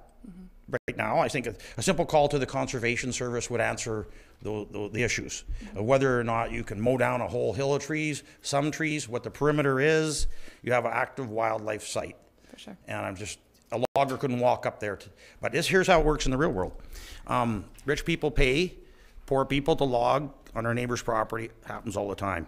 So I'm happy that the development is being spoken about publicly, and I'm happy because I was concerned about a quiet deal. And I'm still concerned that the concern will never leave me till I see what the city actually accomplishes there. I just hate to see that there's still somebody looking to use it for another purposes within the bylaws. You get approval for housing. Housing's housing. You could end up with me as a neighbor or somebody better. Do you see what I'm getting at? So it's just to find. Do you see what I'm getting at, though? I do, yes. Okay, thank you. Thank you for bringing that forward. Mr. Kalenda, come on up. Mayor and Council, I don't have a question, but I want to say thank you. October 3rd was my first day here, and tomorrow, February 26th, will be my last day, at least for the time being. And I must say I've really enjoyed being a part of your team. And if you don't know it, you have some very smart, very hardworking, very dedicated staff. 4 of whom are right here, No, I've done a bunch of stuff here, but probably the most impactful, the most significant, has been the next 1,400 days.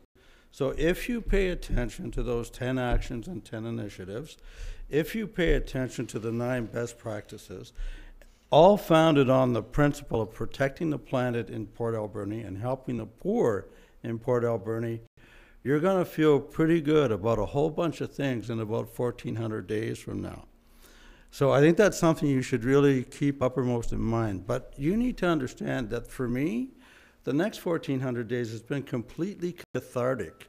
And what I mean by that is this notion of protecting the planet and helping the poor.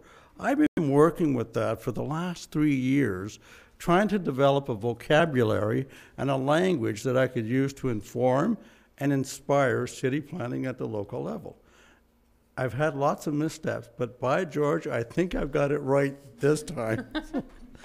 So I want to say thank you, Council. Thank you, staff. Thank you, citizens. You have a brilliant future. Ciao for now, and I've had a blast. And thank you, Joe. We have very much enjoyed having you here. And Joe, you're the best dressed person I've ever met and had the privilege to work with. Okay, would somebody like to move adjournment? So moved. Second? All in favor? Carried.